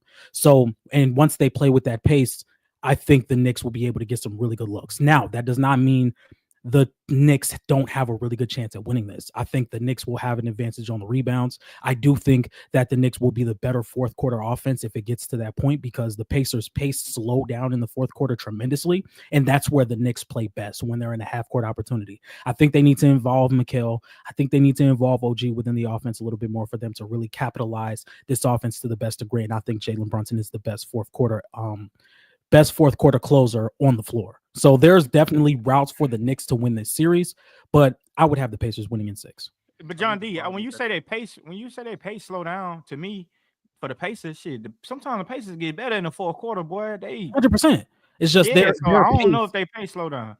It's just their pace is their biggest strength, in my opinion, especially against a team like the Knicks, who always kind of play more of a slowed down version of basketball. So if you're taking that away and you're telling me it's an even playing field within the both, I think in a half court opportunity, Jalen Brunson is the best scorer on the floor.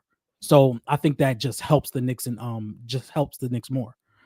But I also think you brought up your point when you kind of go against it. Like, it's gonna be hard for guys like Cat, Jalen Brunson to defend. I mean, they got OG, Mikal, and Josh Hart, but with pretty much 5 ball handlers, because Miles Turner can turn the corner too. That shit gonna be hard as hell. And I don't know if the Knicks will switch everything. Like Chill say, all switches aren't equal. I don't know if they'll do it, but if they do, it's almost like, bro, I think the Pacers comfortable with any matchup that they get with swinging the ball and saying, you know what, I got OG on me. Hey, Nembhard, you go do what you do. All right, Nembhard, you got Mikal on you. hey, Pascal, go do what you do. Pascal doing it at the 4 position, and with Cat fouling the way he do, that might be trouble. Like it might be real live trouble. That's the problem with the fouls. But I want to know, because y'all keep bringing up this pace thing. Chill. What's more likely and what's more important? The Knicks slowing them down, or the Pacers speeding them up? Like is that who's trying to change whose game style, or can, because I think it's gonna hurt. I think it's gonna hurt the Pacers more. I think the Knicks got more action at slowing them down than anything. Well, to your point, I think it's going to hurt the Knicks more with Indiana speeding them up, because you don't have the bodies to contend with that. Y'all got like maybe 6 or 7 guys. I think Indiana, playing as fast as they do, they have the bodies to rotate to continue that pace. And those guys stay at a fast pace when they come in. Like I think they got, if I'm not mistaken, John D, I think the Knicks, I think Orlando, I'm sorry. I think Indiana, if they don't have the fastest pace in the league, I think they got one of the 3 fastest paces in the league. And I think that's going to wear down the Knicks more than anything. And John D, I can give you a bunch of different soliloquies about same thing like what you did. But Ron, ultimately, the Pope went to Villanova. That's all I got to say. I just found it out. The Pope went to Villanova. I'm blown away by that. I'm like, how can I compete with that? The Pope went to Villanova. And some people will say, well, the Pope is from Chicago. Yeah, guess what? The White Sox won the World Series in 2005, and the Cubs won the World Series in 2016. So I mean, it's a lot of time in between. I'm just saying. But wait though. So besides, you know what I'm saying, a divine intervention, you know what I'm saying, somehow being the cause of things, I don't subscribe to that. Like they can speed them up. Like y'all can push your offense if you want to, but that don't mean you can speed us up. Like the whole pace thing. Like the Knicks can still slow the game down. On top of that, on the defensive end, I know it's a big floor, but I mean stopping the ball is a big thing. You know what I'm saying? So if Josh Hart, because I'm sure it will probably be, Josh Hart, Mikal Bridges, OG, like if they're picking up, slowing them down, I'm telling you, the only hope the Indiana got is TJ McConnell. Well, I'm telling you, TJ McConnell is their only hope. I'm gonna find a way to praise OG or TJ McConnell in some way. He gonna find a way.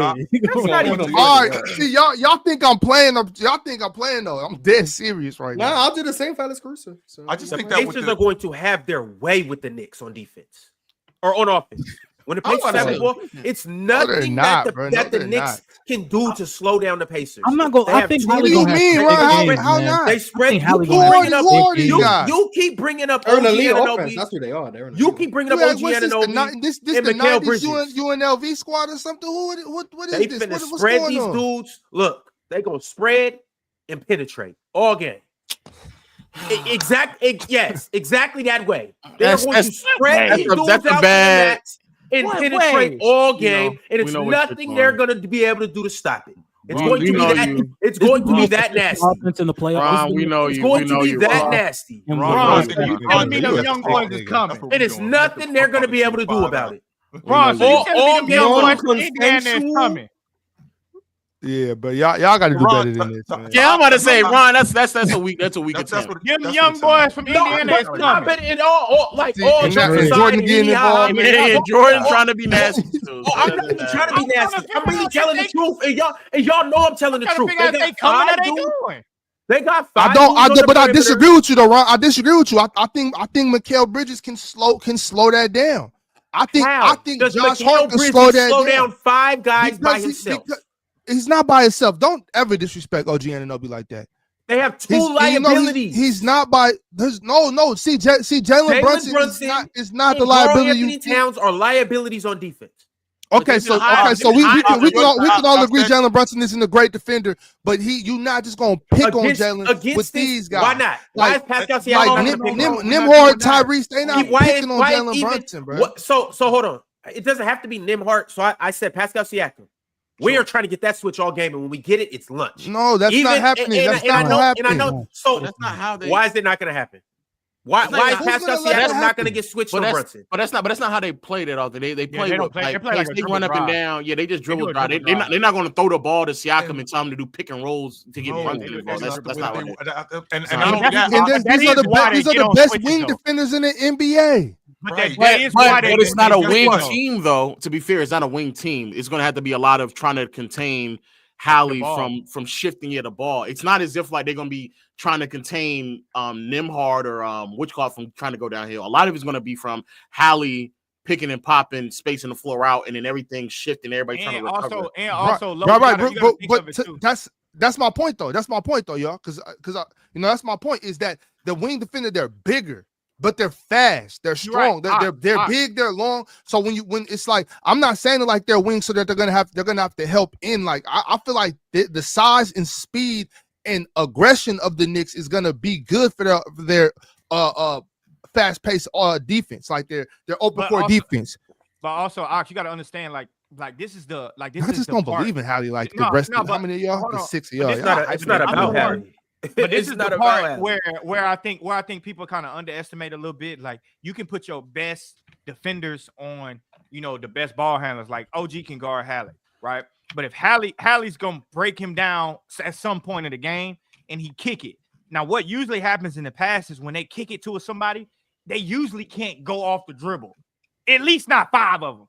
Them 5 guys being able to kick it to anybody and all 5 of them can go off the dribble is why they get mismatches, because then they all know how to read the second level. Now, When you say all 5, you include Miles Turner. Yes, Miles know how to Turner do that a little too. bit, Okay. too, yeah. All right. Yeah. Okay. Relax. What I'm saying is Cat can stay in front of Miles Turner, y'all. I don't know if Yeah, a he can closeout. get blown On a by two. closeout. He can get blown by two. Right.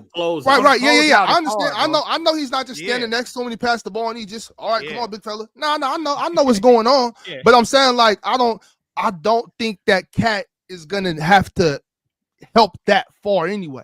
Like y'all gotta understand where I'm feeling with OG, Mikal, and Josh Hart in this situation.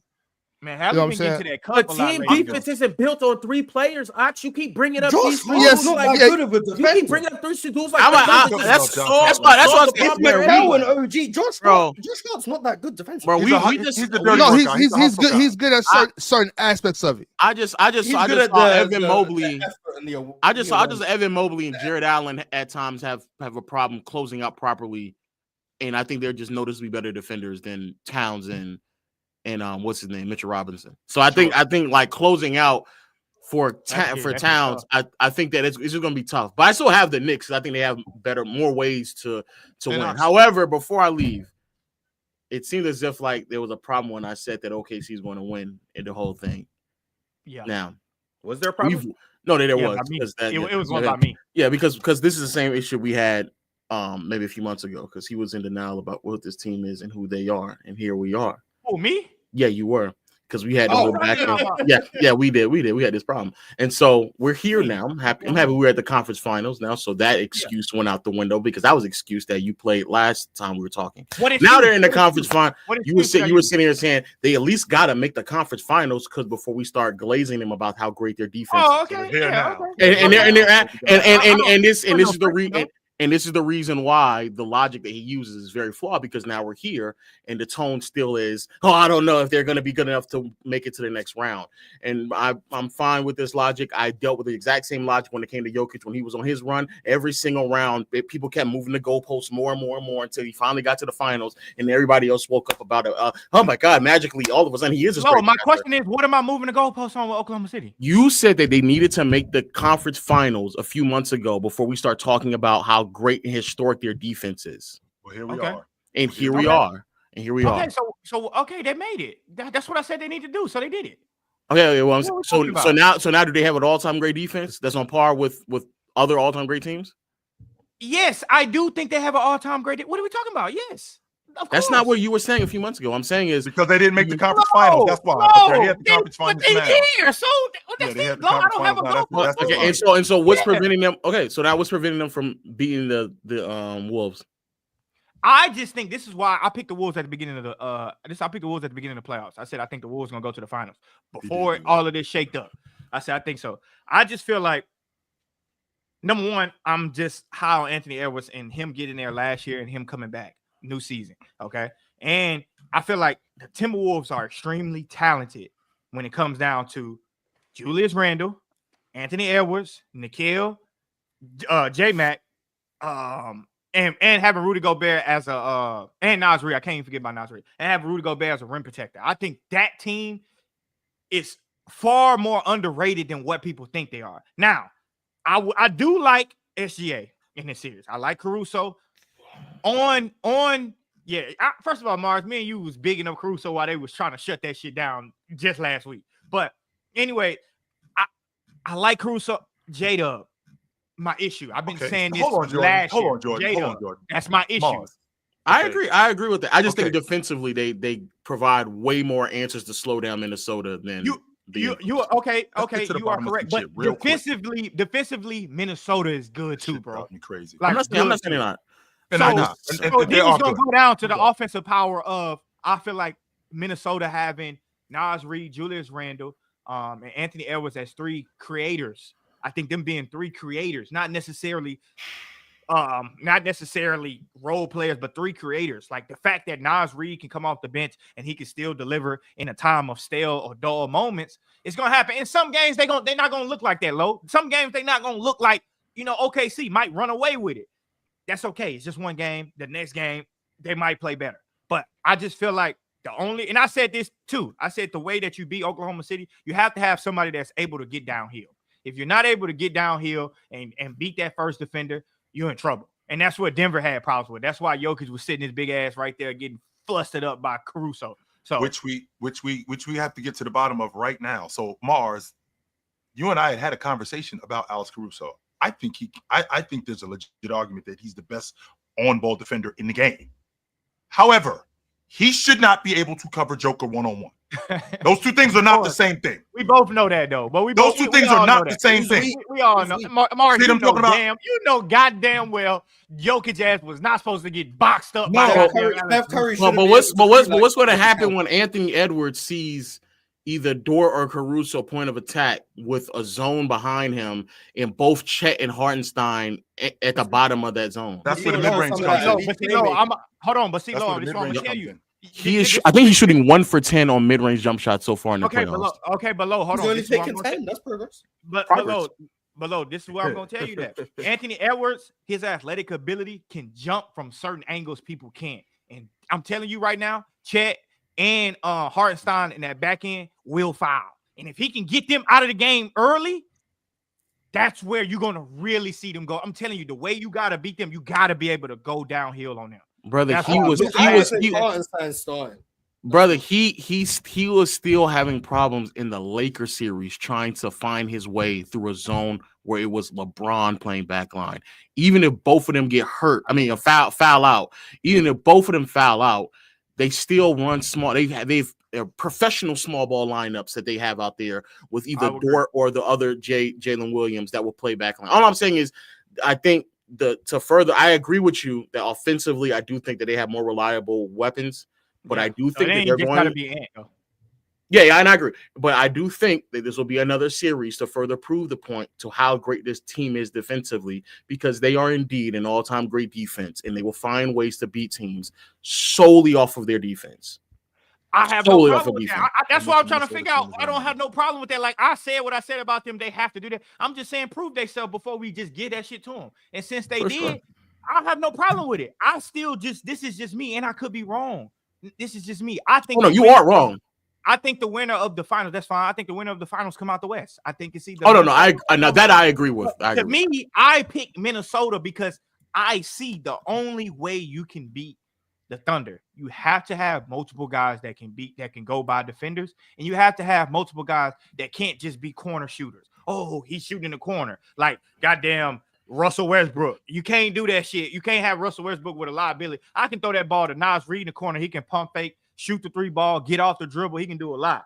I also think Mike Conley will come up big in this series too. Oh my God, I just think that team defensively. I don't think it's been a while since I've seen a team play that well defensively. It's been a while since you've seen a team that got that many ball handlers and creators too, like Minnesota does. Yeah, but they're in a different conference. They're in a different conference. That's all I'm saying. I don't think it's been that while since I've seen that many ball handles and creators. But defensively, I do think it's 08 Celtics, and then after that, it's 04 Pistons. Like I think it's that.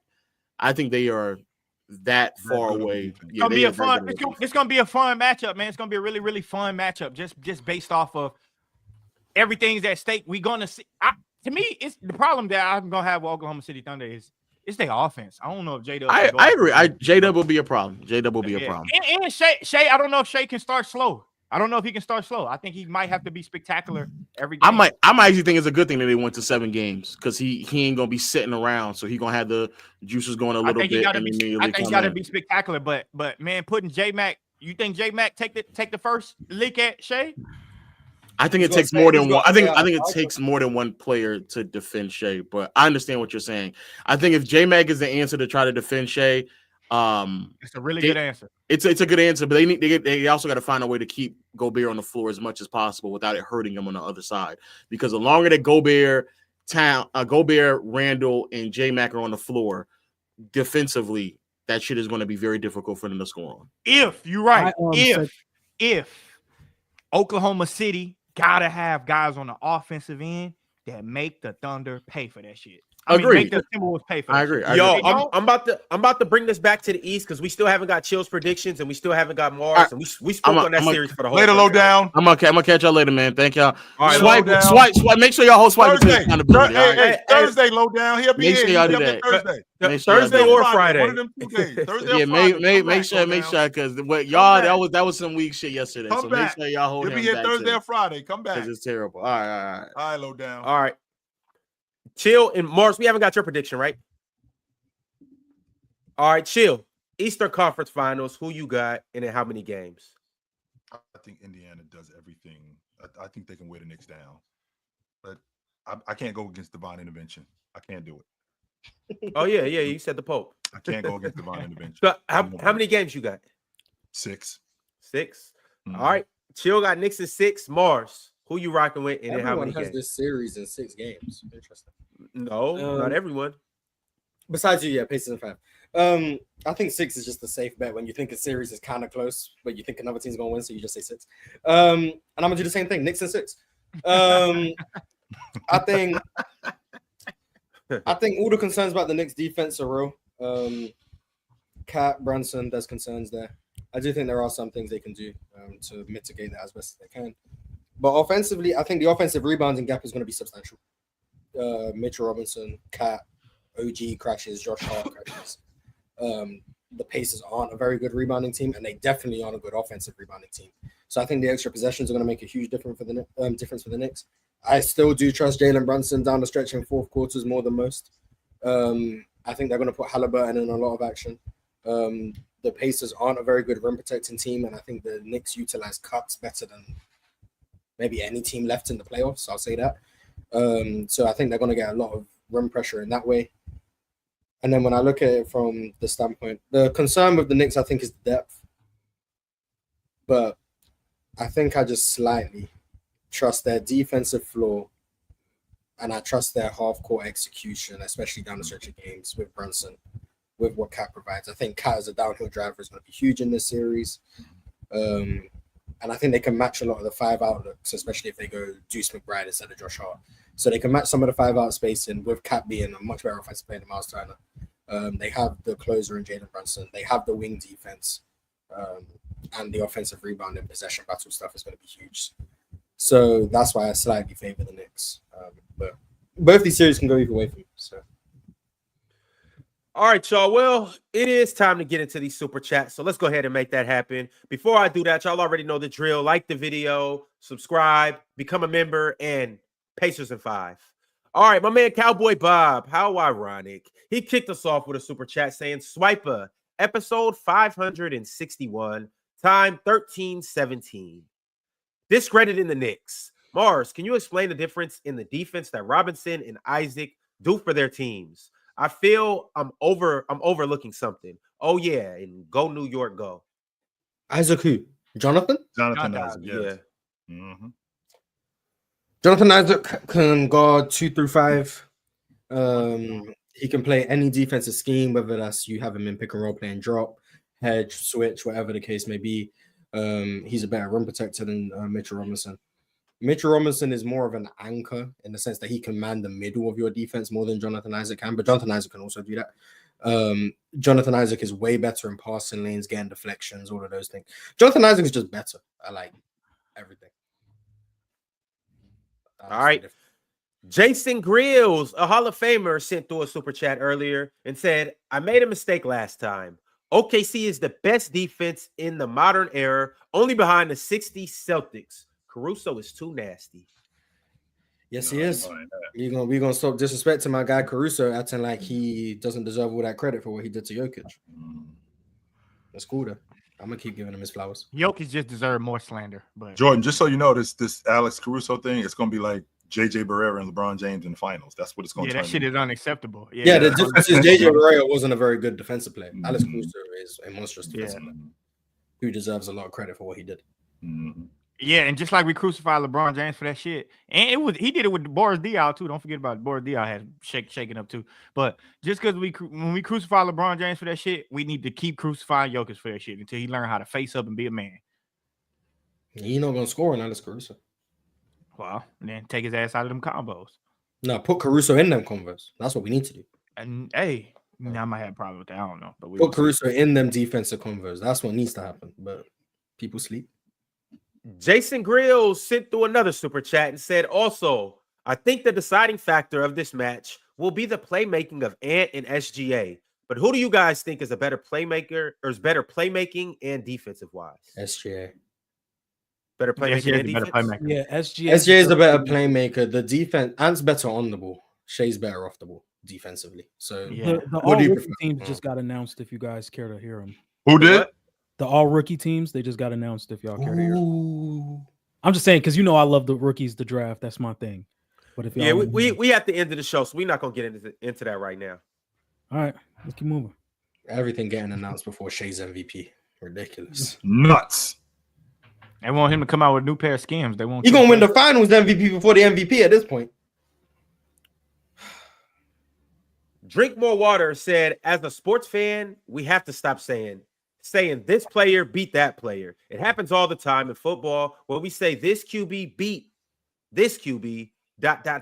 No, we need to start saying this team beat that team. Ant and SGA aren't alone. I agree. Well, in football, that shit two different things. Like you play one side of the ball. Like you have control over one side of the ball. Like, and a player can take over a series. That's happened before. Yeah, you still don't beat the player. I agree. No, I 100% agree with that. But I'm just saying the football one is totally different. Yeah, it's different, but the same principle still applies. In a team sport, an individual player doesn't beat another player. No, he doesn't. But he can outplay a player, and he can take over. That's a different thing. Yeah. X player outplayed X player in the series is different than X player beat this guy in the series. Two different things. Well, I outplayed you as a result of that. My team beat your team. Yeah, and then you can also outplay someone and lose to that team. Yes, you can. EB Sports Talk said, why are the Timberwolves getting so much love for beating a Lakers team with no bigs and a Warriors team with no Steph? Bro, as of right now, SGA is playing way better than Ant in the playoffs. Bro, I didn't like the Wolves against the Warriors. Lakers shit, bro.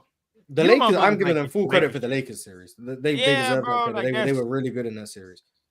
And when I told y'all about the Lakers, y'all was like, I mean, we got blah, blah, blah. We got blah, blah, blah. Just to get that ass spanked.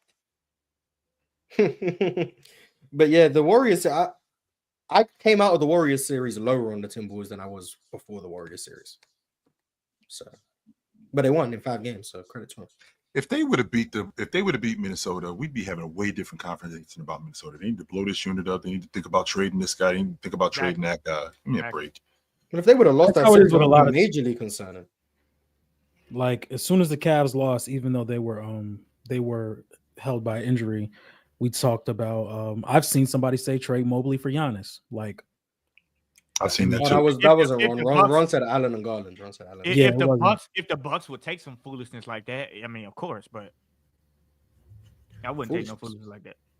I'm Dre Q said, you say that, but Luka shot terrible and played no defense in the finals, but he's still top 3. Who's he alluding to with that statement? I don't know. You're talking about the winning aspect. He might not have been great, but he won, got deep into the playoffs, so he's still a top 3 player. That's what he's alluding to. Last year's playoffs was Luka's worst playoffs of his career. Literally. And it's the furthest he ever went. He wasn't nearly as good last year as he was in 21 when he played against the Clippers. Yes, he wasn't nearly as good. No, he wasn't. That's why even in the 22, furthest he ever went was the worst. Yeah, when they went to the West Finals, he was better in 22. MP13 said, we acknowledge that we are in an era where individual superstars have the least amount of influence when it comes to winning rings. Quote unquote, winning matters needs to be updated or changed to fit the new landscape. That's not winning. true. Winning matters. It just like it depends on the context of the conversation. Like that's all I've been trying to say. Like everyone, it bothers me when people say that I act like winning doesn't matter. I acknowledge them. Sports at the end of the day, like it depends on what you're looking for, but for the most part, people who play sports are playing them to win. Right. I acknowledge that. But if the conversation is who's better, I just don't think winning is relevant to that conversation. But if we're talking about like what matters in sports, winning is like the number one thing. Like I know, so have fun, but like no, you're playing to win. I understand that, and there are some people who are better winners than others. But the reason I think a lot of people are better winners than others is because their skill set just lends more to winning, and I value those things more in a general sense anyway. But you can still have a skill set that lends to winning and not win, especially in a team sport. So that's why like it bothers me when people act like I don't think winning matters.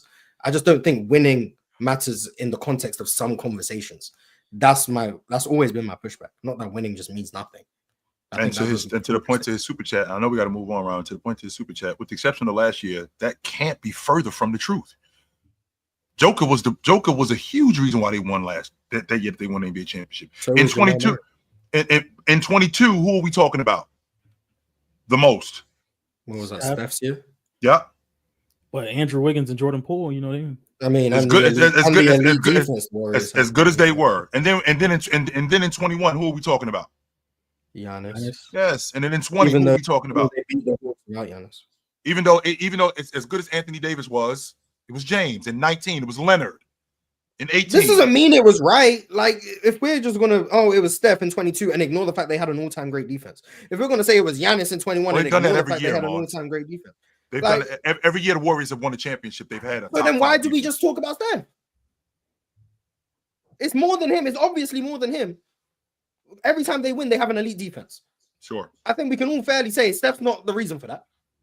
So why is it every time we talk about the Warriors, it's Steph won this, Steph won that? Because offense is what sells tickets. Okay, but are we here to sell tickets or are we here to talk about what happens in the game? We are here to talk about what's happened. Okay, so then it's not all about Steph. It's the same thing. It's not all about Jokic. The reason Denver won a championship, a big part of it was Jamal Murray stepped up to a level he wasn't playing at in the regular season. And the fact that their defense stepped up. Is Jokic responsible for that defense?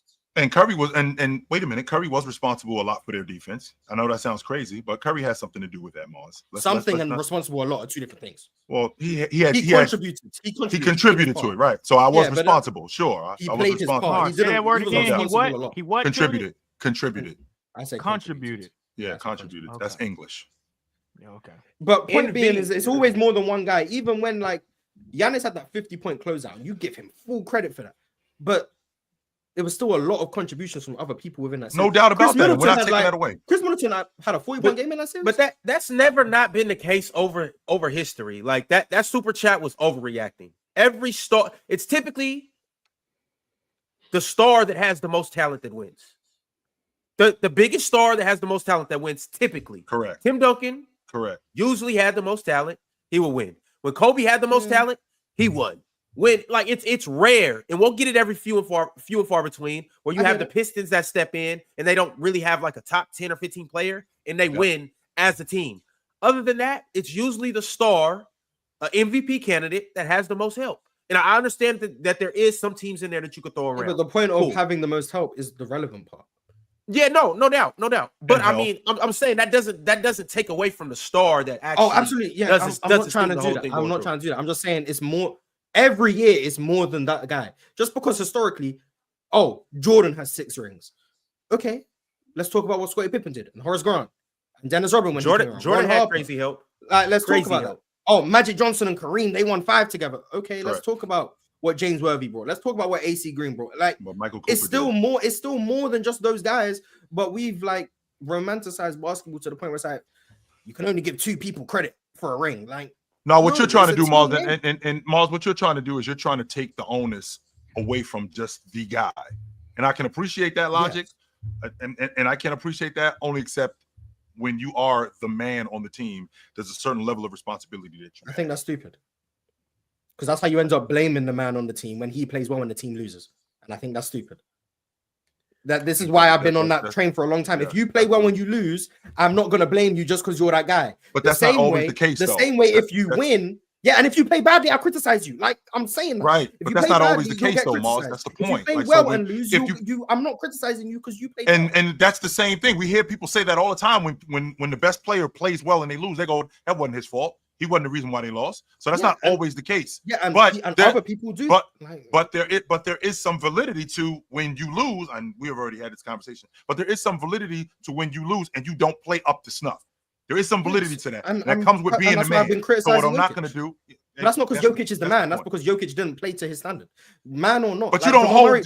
Jamal Murray didn't play to his standard, but you don't hold Aaron Gordon to the same standard. I don't hold Aaron Gordon to the same standard because he's not as good as Jokic. I don't hold. That's the point, though, Mars. I don't expect Aaron Gordon to play as well as Jokic. I'm not saying that. What I'm saying is, if Jokic plays below his standards, he gets criticized. If Aaron Gordon plays below his standards, which are lower than Jokic, he also gets criticized. I'm not saying Aaron Gordon and Jokic, if they play at the same level, get the same amount of criticism. No, because Jokic's standard is up here. So if he drops to here, that's going to get criticism. Aaron Gordon's standard normally is here. If he plays here, he's also going to get criticized from me. Right. I'm not saying if Jokic plays here and Aaron Gordon plays here, they're the same level of criticism. Of course, I'm not saying that. If Jokic plays up here and Aaron Gordon plays down here and they lose, I'm not going to criticize Jokic. That's what I'm saying. It comes down to more man. The same way, if Jokic plays up here and Aaron Gordon plays up here and they win, I'm not going to say that's all because of Jokic because it's not. That's what I'm saying. I evaluate every player based on how they actually play.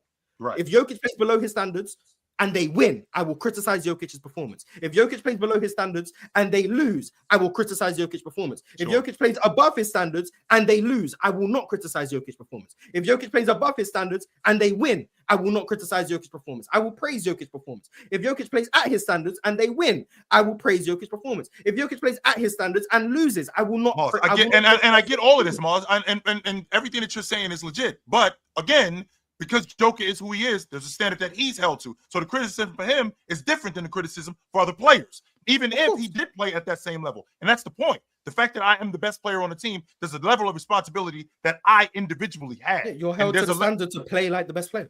100%.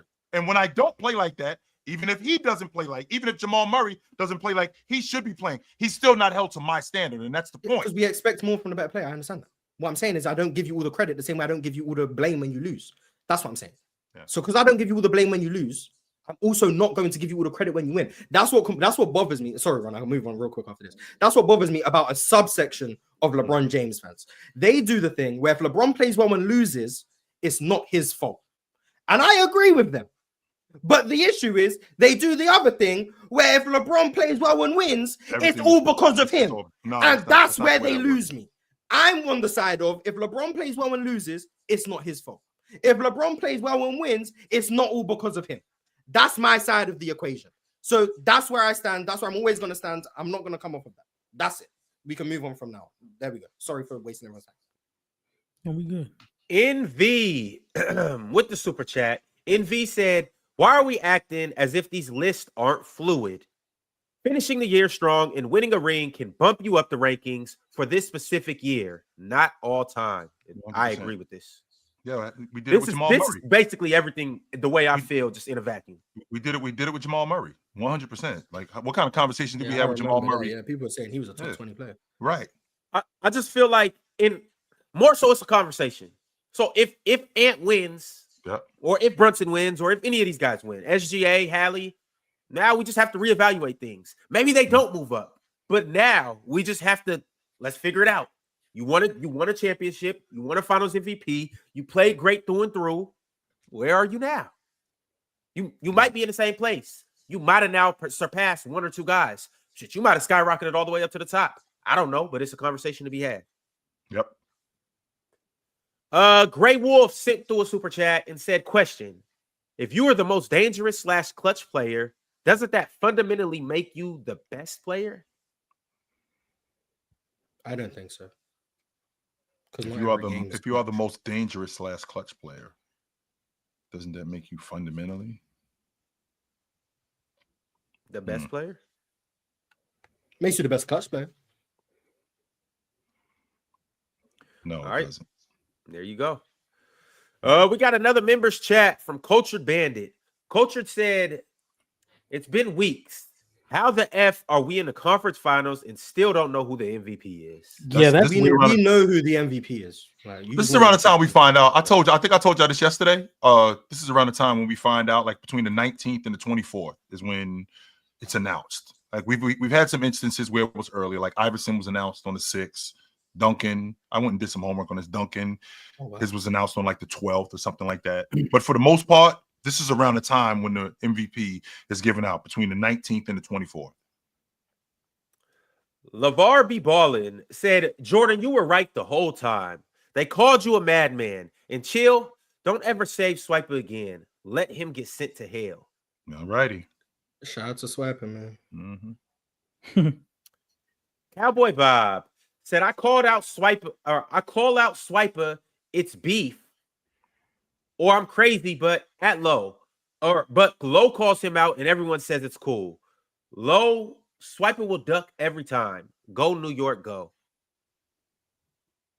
You don't have the same motion that Low has, Cowboy Bob. It's okay. Get your motion up. Things could change in a year. We'll see you next PCL.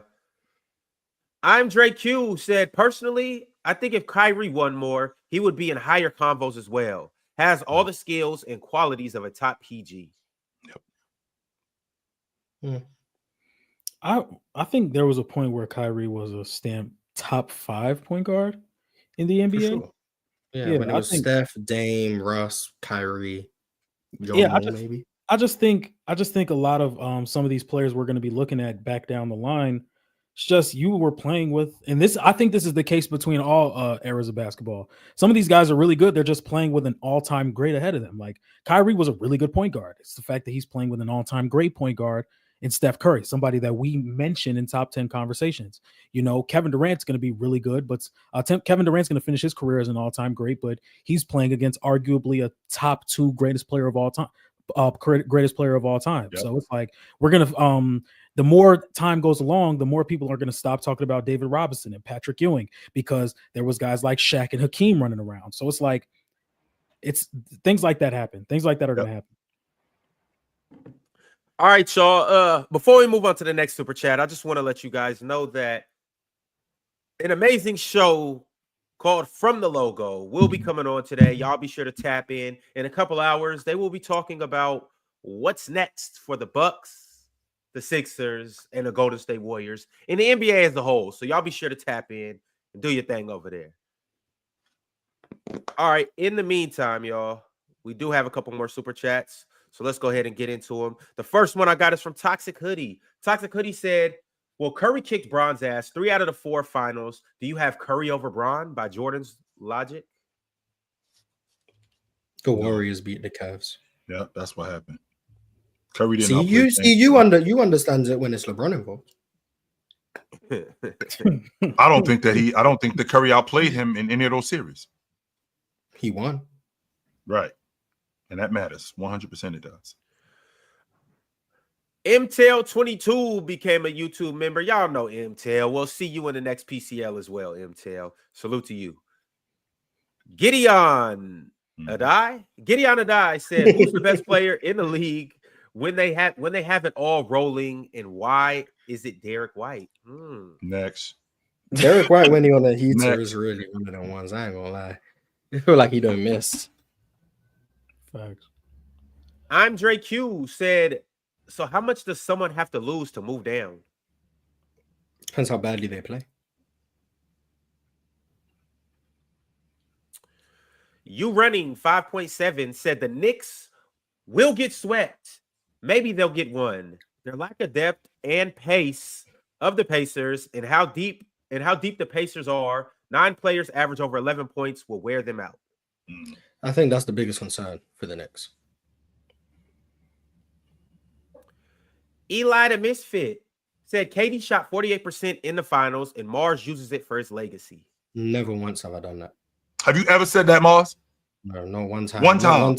Not one time in my entire existence on this show or in my own personal life have I used Kevin Durant's 3-point percentage in the 2017 finals to boost his legacy.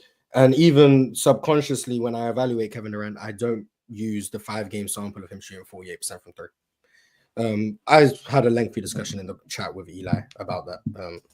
Just I don't agree with what he just tried to say. That's all, because it's just not true. EB Sports Talk said, you keep saying Ant is a killer.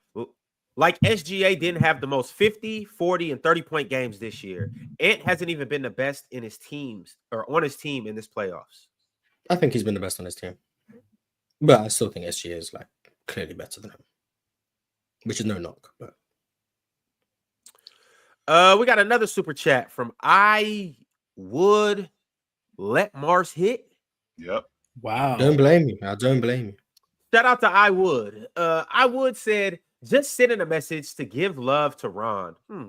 Amazing host, perfect instigator. Thanks, PC, for being my decompression after work. Ron 100% does that. He'll throw a stink bomb in the room and leave the room. Yes, he will do that. That's real hosting right there. Mm-hmm. Shout out to I Would. And I would if actually, never mind. Salute to I Would. What? No, I was just gonna say I would if you need some help. I would help you. Yeah, But put them words together. Help him with what? Get his super chat read. Focus, Ron. Yusuf said Giannis is consensus top 3 in the league and hasn't won a playoff series in 3 years. So by you guys' standards, why is he still top 3? He's won one playoff game in 3 years, right? Yes. Why is he still top 3? Because there's not more than 3 people playing better than him. I don't think there's. I agree, but I don't have the same winning standards. So, but on the same page, on the same thing though, it's like over the past 3 playoff years, there's been a significant injury. Like, and this is the shit that Mars be complaining about. Like these dudes, they don't listen. Like, okay, when you say winning matters, they hear winning is the only thing that matters. Okay, no, that's not what you're saying. That's not what I'm saying. But winning does matter. Damn. I'm sure Giannis would rather be in the conference finals and finals right now than be 100%. He would not like he does not want to be sitting home right now. No, he doesn't. He'd happily average 24 and 12 or whatever and be in the conference finals, then average 35 and whatever he averaged and be losing in 5 games. A guy named Pin sent through a super chat and said, please ask Lo about the Timber Pups. Does he like them now? Please also ask Lo if he still thinks Jokic is the greatest offensive player of all time. Well, you see the thing, Pin? Lo may be here on Thursday, and you may be here on Thursday. And you can ask him that to himself. I also called Jokic the greatest offensive player ever, peak for peak. Mm-hmm. You know who I call? You know who I got. Yeah. I got that man. I got that out in the Bay. Yeah. I got that bad man. Shout out to Rob Clark Jr. He became a YouTube member today. And then sent through a super chat and said, the Knicks have a mental advantage. They've had to fight for almost every win in every series. Not sure if the Pacers have that toughness. The Pacers have had 2 comebacks that have happened one other time in NBA history. And they've done 2 in the same playoff run. Are you kidding me? I'm not listening what to are that. We doing? I'm really not. Like, I'm sorry. They could have rolled over being down 3 possessions with 48 seconds. They can, we got the next game. They could have rolled over against Milwaukee. What are we doing? Oh, no, they didn't do that. No way. The Baller Shot Caller 1999 said, I feel like the Pacers can't be stopped when it comes to implementing their game plan. They always make the other team run. I agree. I don't think the Knicks are slowing them down. I just think the Knicks have to live with the fact that the Pacers are going to play fast, and they just have to counter it by doing what they do on the other ends. It's not, how do we slow down the Pacers? There's no such thing as slowing down the Pacers. I heard Ox say that if you just stop the ball, you pick up early. Yeah, teams have tried that. They just throw hit-ahead passes. Like, I'm sure that was the first instinct. Oh, let's just pick up full court. Let's press. Yeah, they break the press every time. Like, you're not slowing the Pacers down. Not consistently anyway. So, yeah, you just got to live with the fact they're going to play fast. I would have loved that play for the Pacers. That kind of that playing with Halliburton. Oh my goodness, I would have loved that play with him. Cowboy Bob said the Pacers need Hallie to score 20+ points with their style of play. Don't forget, the Knicks score great in transition. Knicks win with consistent defense. Go New York, go. Just remember to keep sending through them super chats. Them same super chats saying go New York, go when y'all down 0-3.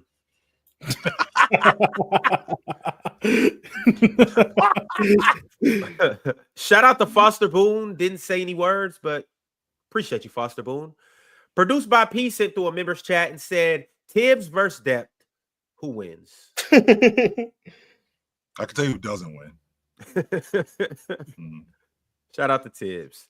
Mm-hmm. Energized sent through a super chat and said the Cousins get to battle each other in the Western Conference Finals. Gilgeous-Alexander Walker and Shai Gilgeous-Alexander. So dope. That So is dope. fire. Who do you think is going to outplay the other? I got think Nikhil. Yeah, I think SGA is going to outplay his cousin. Can't wait for But the we're Gilgeous relative top to three their combo. expectations. So Mhm. obviously Shay's standard is up here. And Sure. Nikhil's standard, he's a really good role player. But Yes, he his is. standard is role play standards.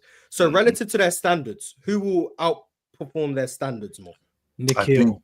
I got Nikhil. I think it's feasible to think that Nikhil, because of where the bar is with him, he could exceed that bar as opposed to SGA winning the league MVP and being now put in that category. I don't know if he could exceed the bar that's going to be set for him. Okay. Unless he Real averages quick. something Sounds like ridiculous your like cousin's better 40. than you, man. Real quick, look. if SGA averages in this series 27, 28 points per game on 59% true shooting, but Gilgeous-Alexander Walker gives you plus defense and shoots 40% on 6 3-pointers a game.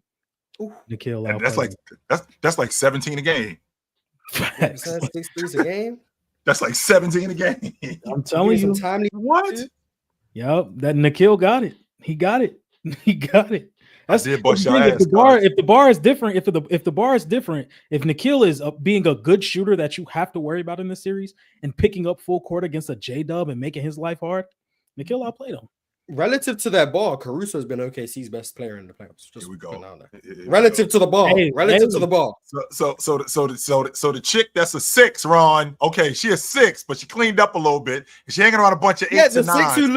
6 So, who looks like an 8 you know, is outperforming her ball compared to the 9 who looks because like she an 8. because she got some smell good on and she got Yeah, approached by a couple more dudes, right? She got Yeah. approached by a couple more dudes, and the other dudes really scared to talk to the 9s and the 10s. This chick outperformed them. Get the hell out of here. Mom. gotta get in that layup line first, Bill. standard, Caruso's been the best player on OKC. You gotta get some shots up before you get in the game. You gotta get some shots up. All right, y'all. Shout out to Meatballin. Meatballin became a YouTube member today. And last but not least, my main man, Napoleon Ice Cream.